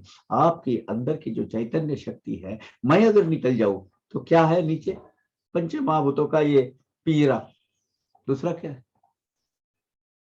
ये मोह माया के संयोग से रजत तम सत्व, ये गुना के माध्यम से सृष्टि जो प्रकट हुई, वो त्रिगुण के परे जिसका वास्तव्य है, जो सृष्टि का मूल कारण है, आद्य कारण है, सृष्टि के प्रकट, सृष्टि के अलग अलग रूप में प्रकट होने के बावजूद भी वो सर्वश्रेष्ठ सत्ता स्थान ऊर्जा स्रोत है, वो स्वयंभू शक्ति जो है वो परमात्मा परमेश्वर, यानी सब में हृदय के वास करने वाला वो भगवान, इसकी पहचान होना चाहिए। नाम रूप विरहितपन गुरुवरीत जे तुझे तू पण, तेच हृदयस्थाचे लक्षण जाणून शरण त्या जावे। कैसे पहचानेंगे भगवान को, क्योंकि नाम रूप आदि विकार, विकार यानी व्यक्त होना, प्रतिष्ठा यानी अव्यक्त से व्यक्त होना, ये नाम रूप रंग आकार से जो व्यक्त हुआ है उसके परे जिसका वास है, वो यानी मैं हूं। अहम ब्रह्मास्मि, अहम ब्रह्मास्मि यानी वो जो है वो मैं ही हूं, और मैं ही वो हूं। ये चैतन्य शक्ति जो है वो हूं। हम गलती यही करते हैं ना, अपने देह को या हम खुद समझते हैं अरे देह क्या है, तुम देह को छोड़ दो। जैसे आप देह को छोड़ देंगे, वो अपनी मोहमानी दी हुई उपाधि भी छोड़ देगा। पवर काका का डेड बॉडी हो जाएगी, डेड बॉडी, पवर काका का नाम भी खत्म हो जाएगा, डेड बॉडी हो जाएगी। ये जो अनुभूतियां है, सबके हृदय में वास करने वाले वो जो महाप्राण ओंकार स्वरूप प्रणव, यही परमात्मा परमेश्वर है, ये जान लीजिए पहले। और वो सर्वसृष्टि की शक्ति को सर जाइए, इनको स्मरण कर, स्मरण अपन बोलते हैं सच्चे दिल से बोल, अपने यहाँ दिल को पूछ के बोल सही बोल रहा है क्या। वो दिल बोलता है ना, वो जो सच्चे बोलते हैं ना, वही हृदय में, हृदयस्थ वहां विराजित हमारे कौन है, वो भगवान है, साई भगवान वहां है। मीच तो तू ऐसे पाहता, हित दृष्टी पुढे विस्तारता, भूत मात्री ये निज गुरुता, ठावन रीता मदविना। अब सबके हृदय में वास करने वाला, या तेरे हृदय में वास करने वाला जो जीवात्मा है, पंच प्राण ये है, वही परमेश्वर है। और वो परमेश्वर परमात्मा का मैं एक अंश भाग हूं, और परमेश्वर देह में वास करने वाला मैं हूं। एक बार ये पता चला, इसका शाश्वत यानी योग्य ज्ञान प्राप्त हो गया कि हमारी जो भावनाएं हैं, ये जो ज्ञान है, ज्ञान की कक्षा विस्तारित होते जाती है, ऐसी इतनी बड़ी होती है, विस्तार इतना बड़ा होता है कि सब दुनिया उसमें समा जाती है। जीवात्मा का ये मय का जो सम्यक ज्ञान बोलते हैं उसको, स्पष्ट ज्ञान जिसको प्राप्त होता है, वो शुद्ध बुद्ध जीवात्मा खुद सद्गुरु स्वरूप हो जाता है। ऐसे स्टेप बाय स्टेप उसमें बदलाव आने चालू हो जाते हैं। उसको मालूम ही नहीं था, हालांकि उसकी इच्छा भी नहीं होती सदगुरु की जैसा, वो होना भी नहीं चाहता कभी भी। लेकिन धीरे धीरे सदगुरु उसके अस्तित्व में अपने क्या लाते हैं, गुण देना शुरू कर देते हैं। वो क्वालिटेटिव चेंजेस जैसे जैसे होना चालू हो जाता है, हो जाते हैं, ऐसी अवस्था प्राप्त होने के बाद ईश्वर का सर्व साक्षित्व कहाँ है, अरे वो तो सभी जगह है। ये ज्ञान की प्राप्ति होती है। और ब्रह्म ज्ञान जो बोलते तो दूसरा क्या, परमेश्वर पर ब्रह्म कहा है, इसका यथोचित समुचित ज्ञान यानी पर ब्रह्म ज्ञान। ऐसा अभ्यास करिता करिता अनुभवा येईल माझी व्यापकता, मग तू मदसी पाऊनी समरसता, पूर्ण अनन्यता भोगीशील। परमेश्वर के वास्तव का सच्चा सही भान, सही स्वरूप का ज्ञान आपको पता चलेगा। मेरी आराधना ऐसे करते रहेगा, मेरी उपासना करते रहेगा, मेरे अस्तित्व में तू घुल मिल जाएगा, समा जाएगा। और भक्त परमेश्वर का जो अभिन्न स्थान है वो खत्म हो जाएगा। आत्मानंद का प्रकाश यहाँ आएगा, और परमात्मा की अनन्यता, एक रूपता तुझे प्राप्त हो जाएगी, यानी तू परमात्मा स्वरूप हो जाएगा।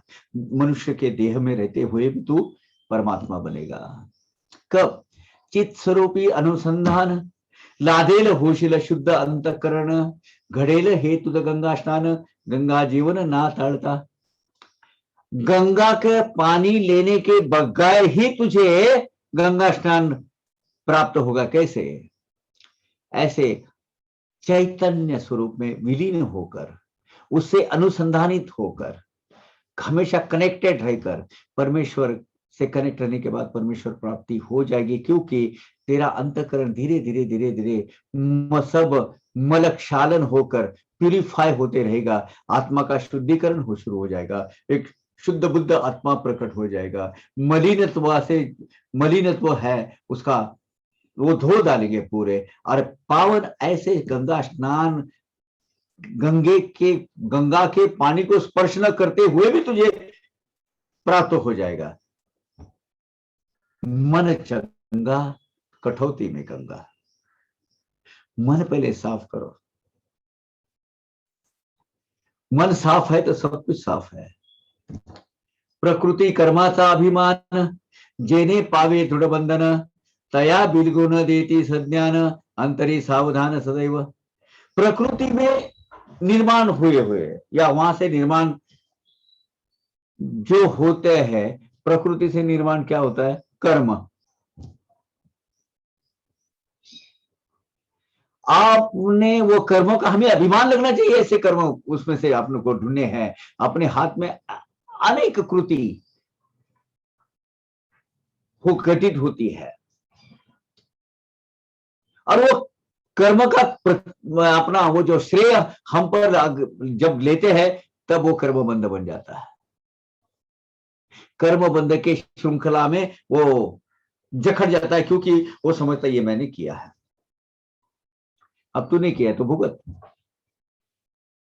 जो भी होता है भगवान के कहने से होता है, भगवान की इच्छा से होता है, लेकिन भगवान की वो इच्छा को सही तरीके से अपने अंदर में, हृदय में जो बैठा हुआ मेंटल बैलेंस जो बोलते हैं, सत असत विवेक बुद्धि जो बोलते हैं, उसके कसौटी पे उसको पहले पूछना है। यही तो खासियत है अन्य प्राणी मात्र में, अन्य प्रजाति में और मनुष्य प्राणी में।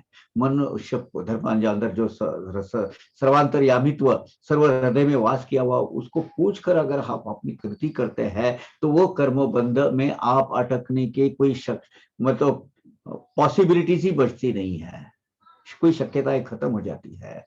कब होती है? जब आप समझते कि ये सब मैं कर रहा हूं, मेरी वजह से हुआ है, मैं, हाँ, क्या समझता है?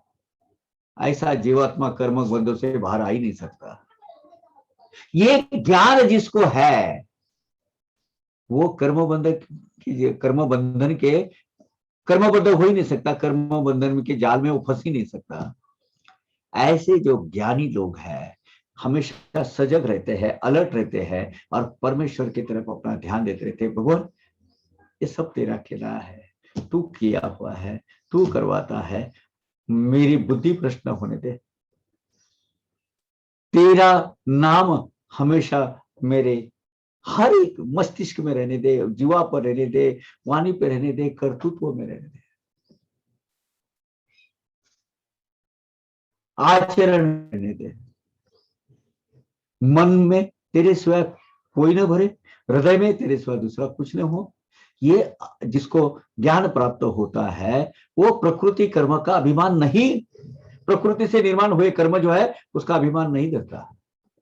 स्वस्वरूपी मांडोनी ठान चले न येथुन अनुप्रमाण, तया समाधि व उत्थान नाही प्रयोजन उभयांचे।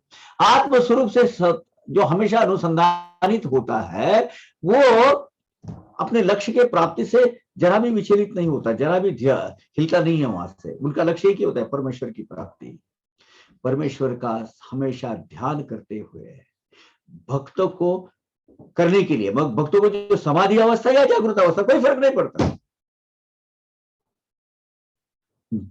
बाबा के नाम स्मरण में, अलग अलग अलग अलग सेवाओं में जो आपको भाती है, जिसके लिए बाबा ने आपको चयन किया है, बाबा ने चुना है, उसमें लगे रहो। उसमें समाधि अवस्था की जरूरत क्या है? यही समाधि अवस्था है कि हमेशा बाबा का स्मरण करते रहो, यानी हाथ में 10 माला जपते है, मैं बाबा का स्मरण करो। नो, प्रकृति ने हमको जो लगाए हुए जो कर्म है, वो कर्म करते करते बाबा को, जो कर्म करते हैं वो भी बाबा को पूछ के करना है। क्या मजाल है कि आपके हाथ से कोई पाप कर्म घटित तो नहीं हो सकता, क्योंकि हर एक अपने जीवन का हर एक विचार, हर एक आचार, हर एक कृति आप बाबा को पूछकर, बाबा के अस्तित्व को फिल्टर करके लेंगे, वो गलत हो ही नहीं सकती। अगर गलत साबित भी हुई, उसका श्रेय बाबा को या उसकी जिम्मेवारी बाबा की तरफ जाती है। मनोनी श्रोतया चरणी माथा ठेवनी विनवी अति सप्रेमता, देवा संता भक्ता समझता थाई प्रेमलता आदरावी। इसीलिए देव संत सभी की जगह क्या रहना चाहिए? प्रेम भाव। देव हो, संत हो, भक्त हो, और सभी प्राणी मात्र की तरफ भाव चाहिए, भक्त भाव चाहिए। इसीलिए हेमाड पंत सप्त श्रोता जनों के चरणों में मस्तक रखकर आर्त विनती कर रहा है, सच्चे दिल से, from the bottom of the heart विनती कर रहा हूं, प्रार्थना कर रहा हूं कि देव संत भक्त सहित समस्त प्राणी जनों को ठाई, प्राणी जनों के प्रति आपका दृढ प्रेम भाव रखे, आदर भाव रखे. बाबा कितीदा बोलून सांगून गेले, कोणी कोणास छद्मी बोलले, त्याने माझेच कर्म वर्म काढिले, जिवारी खोचले मज जाण. आप किसी को प्रताड़ित करते हैं, बोलते हैं, बुरे दिल को चुभने वाले बोल बोलकर उनका मन को दुख पहुंचाते हैं, हानि पहुंचाते हैं.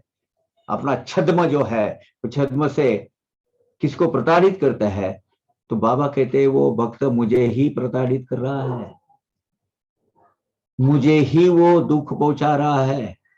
ये निश्चित रूप से आप मान लीजिएगा, किसी को भी बिना वजह कोई भी बोलने की, कोई ताने मारने की, ताने कसने की या अनाप शनाप बोलने की कोई जरूरत नहीं है. अपने कर्तृत्व का एक भाग, यानी मैं मैनेजर हूं या मैनेजिंग डायरेक्टर हूं, तो अगर जरूरत है तो वो अपने सब एक्टिविटी चालू रखने के लिए मुझे गुस्सा आना नहीं चाहिए, गुस्से का नाटक करना चाहिए और उसके साथ इमीडिएटली भूलना भी चाहिए उसके ऊपर. UP filter all your decisions with Baba की टीचिंग पर आपके हाथ से एक सफल जीवन आप जी सकते हैं, एक यशस्वी जीवन आप जी सकते हैं. कोणी कोणास दुर्वचे तोड ताडिले, दुर्वचने बुरे वचनों से, बुरे वाणी से, बुरा बोलने से, कुवाणी से. कोणी कोणास दुर्वचे ताडिले, तेने मज तात्काळ दुखणे आणिले, तेने तेच जेने जे धैर्य सोशिले, ते मज तुष्टविले बहुकाळ. यानी कोई किसी को दिल को चुभने वाली बात बोलो, दिल दुखाने वाली बात बोलो, तो समझ लो कि उसके बोलो से मुझे वो बीमारी मुझ पर आती है. वो जीवात्मा के वर्म पर आप आघात नहीं किए हो, वो आघात मुझ पर के वार किए हो. और जिस भक्त ने मुझे दीर्घ काल तक हमेशा हमेशा के लिए अगर आनंदी रखा है, उसके जीवन में शांति सुख प्रदान करने के लिए मैं वो भक्तों पर प्रसन्न होता हूं. तेने मुझे तुष्टविले बहुकाल. हाँ, मुझे आनंद बहुत देते हैं. कौन? जेने ते धैर्य सोचिले, शांत बैठकर कुछ सहन करना है, बाकी का करता है, करने दे भाई, थैंक यू, आभारी, ऐसा बोलो, आपको हाँ सुख शांती प्रदान हो जाएगी. ऐसा भूतमात्रांच्या ठाई अंतर्बाह्य भरला साई, एका प्रेमा वचून काही आवडत नाही जयाते. ऐसे साई भगवान सब भूत मात्रा में, सब प्रजाति में बसे हुए हैं. भक्तों का प्रेम भाव, यही उनकी आस है. भक्तों का भाव, क्योंकि भगवान के पास सब कुछ है, भाव नहीं है. वो भाव का भूखेला है, देव भावाचा भूखेला, देव भाव का भूखा हुआ है. भक्ति भाव के सिवा बाबा को कुछ भी, किसी में भी स्वारस्य नहीं, किसी में भी रुचि नहीं है, ये जान लीजिएगा आप. अच्छे अच्छे व्यंजन खिलाओ उसमें रुचि, हाँ, लेकिन वो व्यंजन के पीछे भक्ति भाव बाबा को मैं कहता हूँ, अवश्य वो भाव बाबा स्वीकारते हैं. और इसीलिए अगर आप लड्डू बढ़ेंगे, बाबा आपके लिए बनाया हो, प्लीज इनकार मत कीजिएगा, खाइए ना. जो प्रेम भाव से आप खाएंगे, बाबा चाव से खाएंगे उसको, बेटा तेरा भला हो. क्योंकि बाबा को वो लड्डू की जो मिठास है इसमें इंटरेस्ट नहीं है. तूने जिस भक्ति भाव से आपको अर्पण कर रहा है, वो भक्ति भाव में उसको इंटरेस्ट है. परम मंगल हे परमामृत, साई मुखी सदा श्रवत, कोणा सभाग्या हे नाही अवगत, प्रेम अंतर्य भाव भक्तार्थ हे. ऐसा पवित्र पावन जो शीख है, मंगलमय अमृत की धारा, अमृत वाणी की धारा बाबा के मुख कमल से हमेशा बहती रहती है, थी, और आज भी साई सच्चरित्र के माध्यम से वो है. इतना डीप में, गहराई में जाकर आप सोचेंगे तो बाबा ने बहुत अमौलिक ऐसा ठेवा, क्या बोलते हैं, संग्रह, ऐसा खजाना हमारे पास रखा है. साई का भक्तों के विषय में जो प्रेम भाव व्यक्त होता है, या बाबा उस पर प्रसन्न होते हैं, वो भाग्यवान भक्तों को ये मालूम है कि कौन कर रहा है. अगर सहज भाव से ऐसी स्थिति होती है, ये क्या मतलब है, आपकी रोजमर्रा की जिंदगी का भी वो कर लेते हैं। रोजमर्रा एक नेक्स्ट क्षण में टाइम नहीं लगता उनको, वो इमीडिएटली करवा देते हैं। मुझे नहीं पता यहां बोलना वो उचित है कि नहीं है। रात को खाना खाने के ऊपर बैठ गए हम तीनों भी पार्टनर डायरेक्ट। तो सॉरी, अगर आपको चाहिए तो ये बाद में एडिट करके निकाल देना। अब मंडे को जरूरत क्या है बिजनेस की, तो 1 लाख रुपए की जरूरत है इमीडिएटली, सवेरे 9:30 बजे मंडे सवेरे चाहिए। रात को हम खाते वक्त ये विचार आ गए, यार है, मतलब ठीक है बाबा है ना, कुछ करेंगे। 2 निवाले लिए इतने में मेरे डिंडीगल साउथ में है, उसके एक मेरा क्लाइंट है, उसका फोन आया। बाबा मैंने बोले काका, मैंने आपको कहा था कि मुझे 1 लाख रुपए आपको देना है, और बोला था कि टाइम लगेगा उसको तो बाद में दूंगा, लेकिन मेरे पास अभी आया है, मुझे आपको अभी अभी बेचना है, मुझे जरा आपका वो जीपे नंबर या अकाउंट नंबर दीजिएगा जल्दी।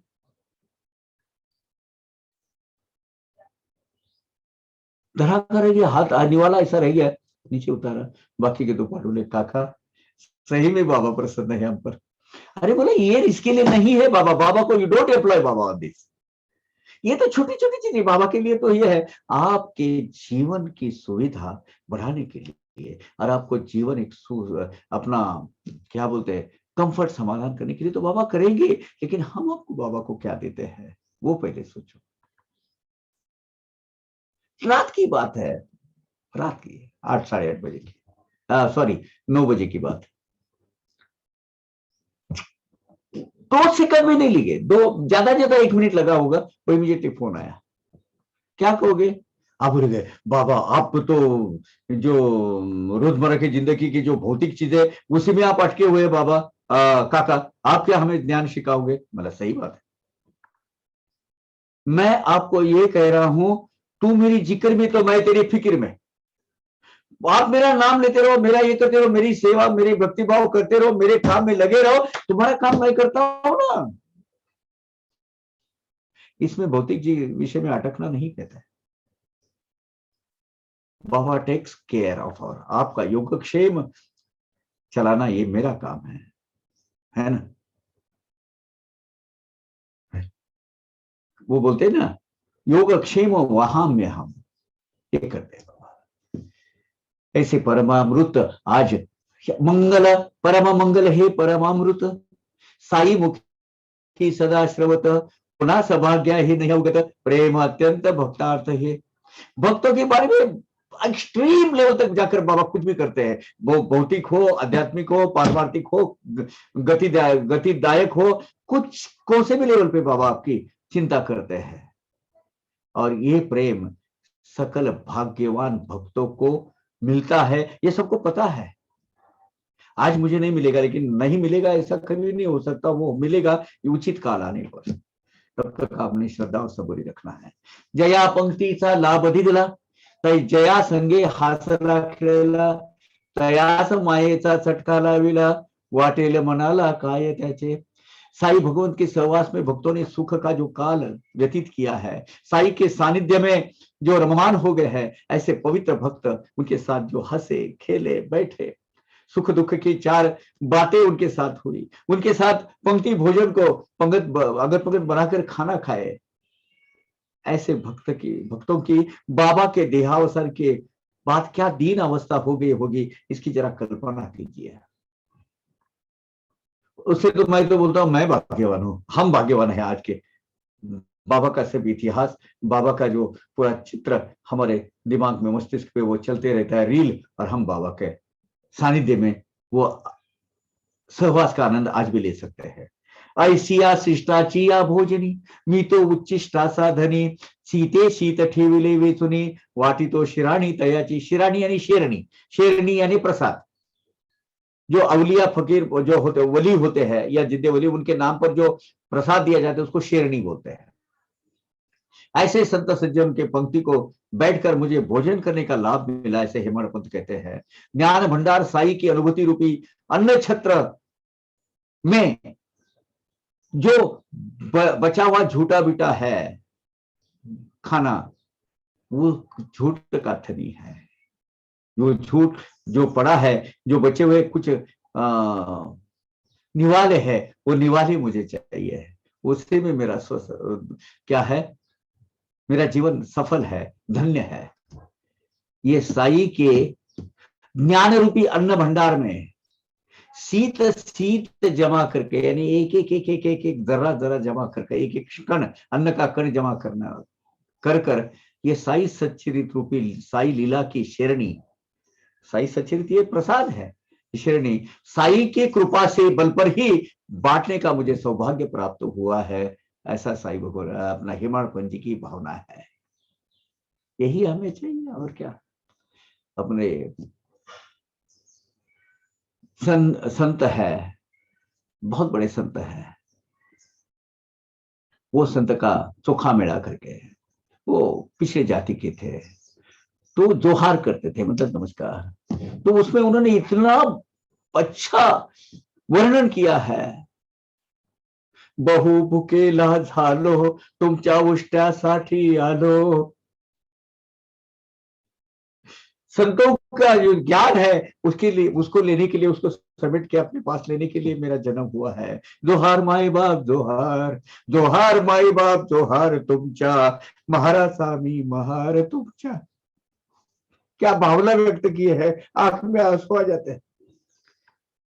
ये संत सज्जनों, आपका जो महार है, महार यानी पिछड़ी जाति का जो है विठल, उसके महार का भी मैं महार हूं। क्या बात है। ये जो समर्पित भावना है ना, इसके साथ भगवान होते हैं। इसलिए वो जो जानवर ढोने का, मरे हुए जानवर बोल कर लेके जाने का जो कार्य संत चोखा करते थे, उनके निजी कार्य का, उसमें मदद करने के लिए खुद स्वयं भगवान विष्णु विठल के रूप में आते थे, उनको मदद करते। चोखा चल अपन दोनों खींचेंगे। क्या बात है, कैसा न कब नसीब होगा अपने जीवन में ये सब कुछ भगवान अपने काम में बटाए। इससे भाग्यवान की चीज और क्या हो सकती है, इसकी इससे अच्छा और क्या हो सकता है अपने जीवन में। चोखा का काम क्या था, मरे हुए जानवरों को कहीं दूर खींच कर लेके जाना। उसके लिए भगवान खुद प्रकृति ने लगाए हुए काम के पीछे उनके साथ में खाद बटाते थे। अब इसको भौतिक चीजों को लगा दिया भगवान को, ऐसा मत कहिएगा। ये क्या है, ये बाबा हमारे निजी कार्य में कभी भी मदद करते हैं, लेकिन भाव कैसा चाहिए, संत चोखा मेला का चाहिए। जोहार माय बाप जोहार तुमच्या, महाराचा मी महार। क्या बात है। झाल्या एथवरी ज्याच्या कथा, त्या काय ठाव्या हेमाडपंथा, सामर्थ साई तयांचा वक्ता, लिहिता लिहविता तुझ। अब तक की जो कथाएं वर्णित की गई, 44 अध्याय तक हम आए हैं। अंत में जो भी कथाएं हुई वो क्या हेमाडपंत स्वयं खुद कहते, वो हमें थोड़ी ही मालूम है। साई समर्थ का ये खजाना है, साई समर्थ का ये एक धरोहर है। ये हम साई कथा के वक्ते हैं, लेखक है, लेकिन मैं नहीं हूं, साई कथा का लेखक है, साई कथा का वक्ता है, और मैं तो सिर्फ नाम का धनी हूं, साई से जुड़ा हुआ। ऐसी ही साई समर्थ कथा धायेन मन माझी कथिता, सदैव ध्यास लागता चित्ता, श्रोते ही परिसता आनंद। ऐसी ये साई समर्थ की लीला का वर्णन करने वाली, साई की तरफ ध्यास आस बढ़ा, ध्यास और आस में बढ़ोतरी करने वाली, और साई की कथा का वर्णन कितना भी करो समाधान नहीं होता, वो अब पूरा नहीं होता, तृप्तता होती नहीं। हम बार बार वो कहने की इच्छा होती है, अभी भी वो कहना शुरू रहे, बोलना शुरू रहे, कभी उसमें अंत ही न हो, ऐसा लगता है। ये हेमाड़ पंजे की स्वयं मेरी भी भावना है। शिवाय जे साई कीर्ति गाती, तैसेच जे जे सद्भावे परिस्थिति उभयही साई स्वरूप होती, हे दृढ़ चित्ती जानावे। ठीक उसी तरह जो साई भगवान का जो गुणगान गुण वर्णन साई लीला कथन जो करते हैं और जो सुनते हैं भक्ति भाव से सुनते हैं, वो स्वयं स्वरूप ही हो जाते हैं। भगवान ने ये यहाँ, हाँ, इंडेमनिटी बॉन्ड है ये क्या बोलते हैं उसको, ओ एश्योरेंस है ये बाबा का। उभय ही साई स्वरूप होती, ते दृढ़ चित्ती जानावे। वो साई का स्वरूप ही बनकर रह जाते हैं जो श्रोता बाबा की कथा लीलाएं सुनते हैं, जो कथा सुनाते हैं, दोनों भी। आता अध्याय करुणी पूर्ण, हेमाड साई सकरी समर्पण, प्रेमे धरी साईचे चरण, पुढील निरूपण पुढारा। अब ये साई भगवान का ये जो अध्याय, ये हेमाड पंथ यहाँ खत्म करता है 44। प्रेम भाव से साई बाबा के चरण पकड़कर आगे का निरूपण अगले अध्याय में हम करेंगे। श्री प्रेरिते भक्त हेमाड पंथ विरचिते, श्री साई समर्थ सच्चरिते, श्री साई नाथ निर्यामन नामम चतुर्शतवारिशतमोऽध्यायः संपूर्ण। श्री साई नाथार्पणमस्तु। शुभम भवतु। संतों ने और सज्जनों ने प्रेरणा देने से स्वयं शब्द रूप में आकार लिया हुआ ये हेमाड पंथ के हाथों से लिखवा गया श्री साई समर्थ के सच्चरित का 44वां अध्याय, जिसका नाम श्री साईनाथ निर्याणम है।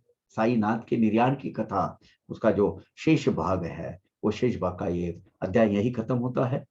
श्री सदगुरु साईनाथार्पण वस्तु। शुभम भवतु। सदगुरु साईनाथ को अध्याय अर्पण हो, सबका भला हो, सबका कल्याण हो। ओम श्री साई राम। यस, आज का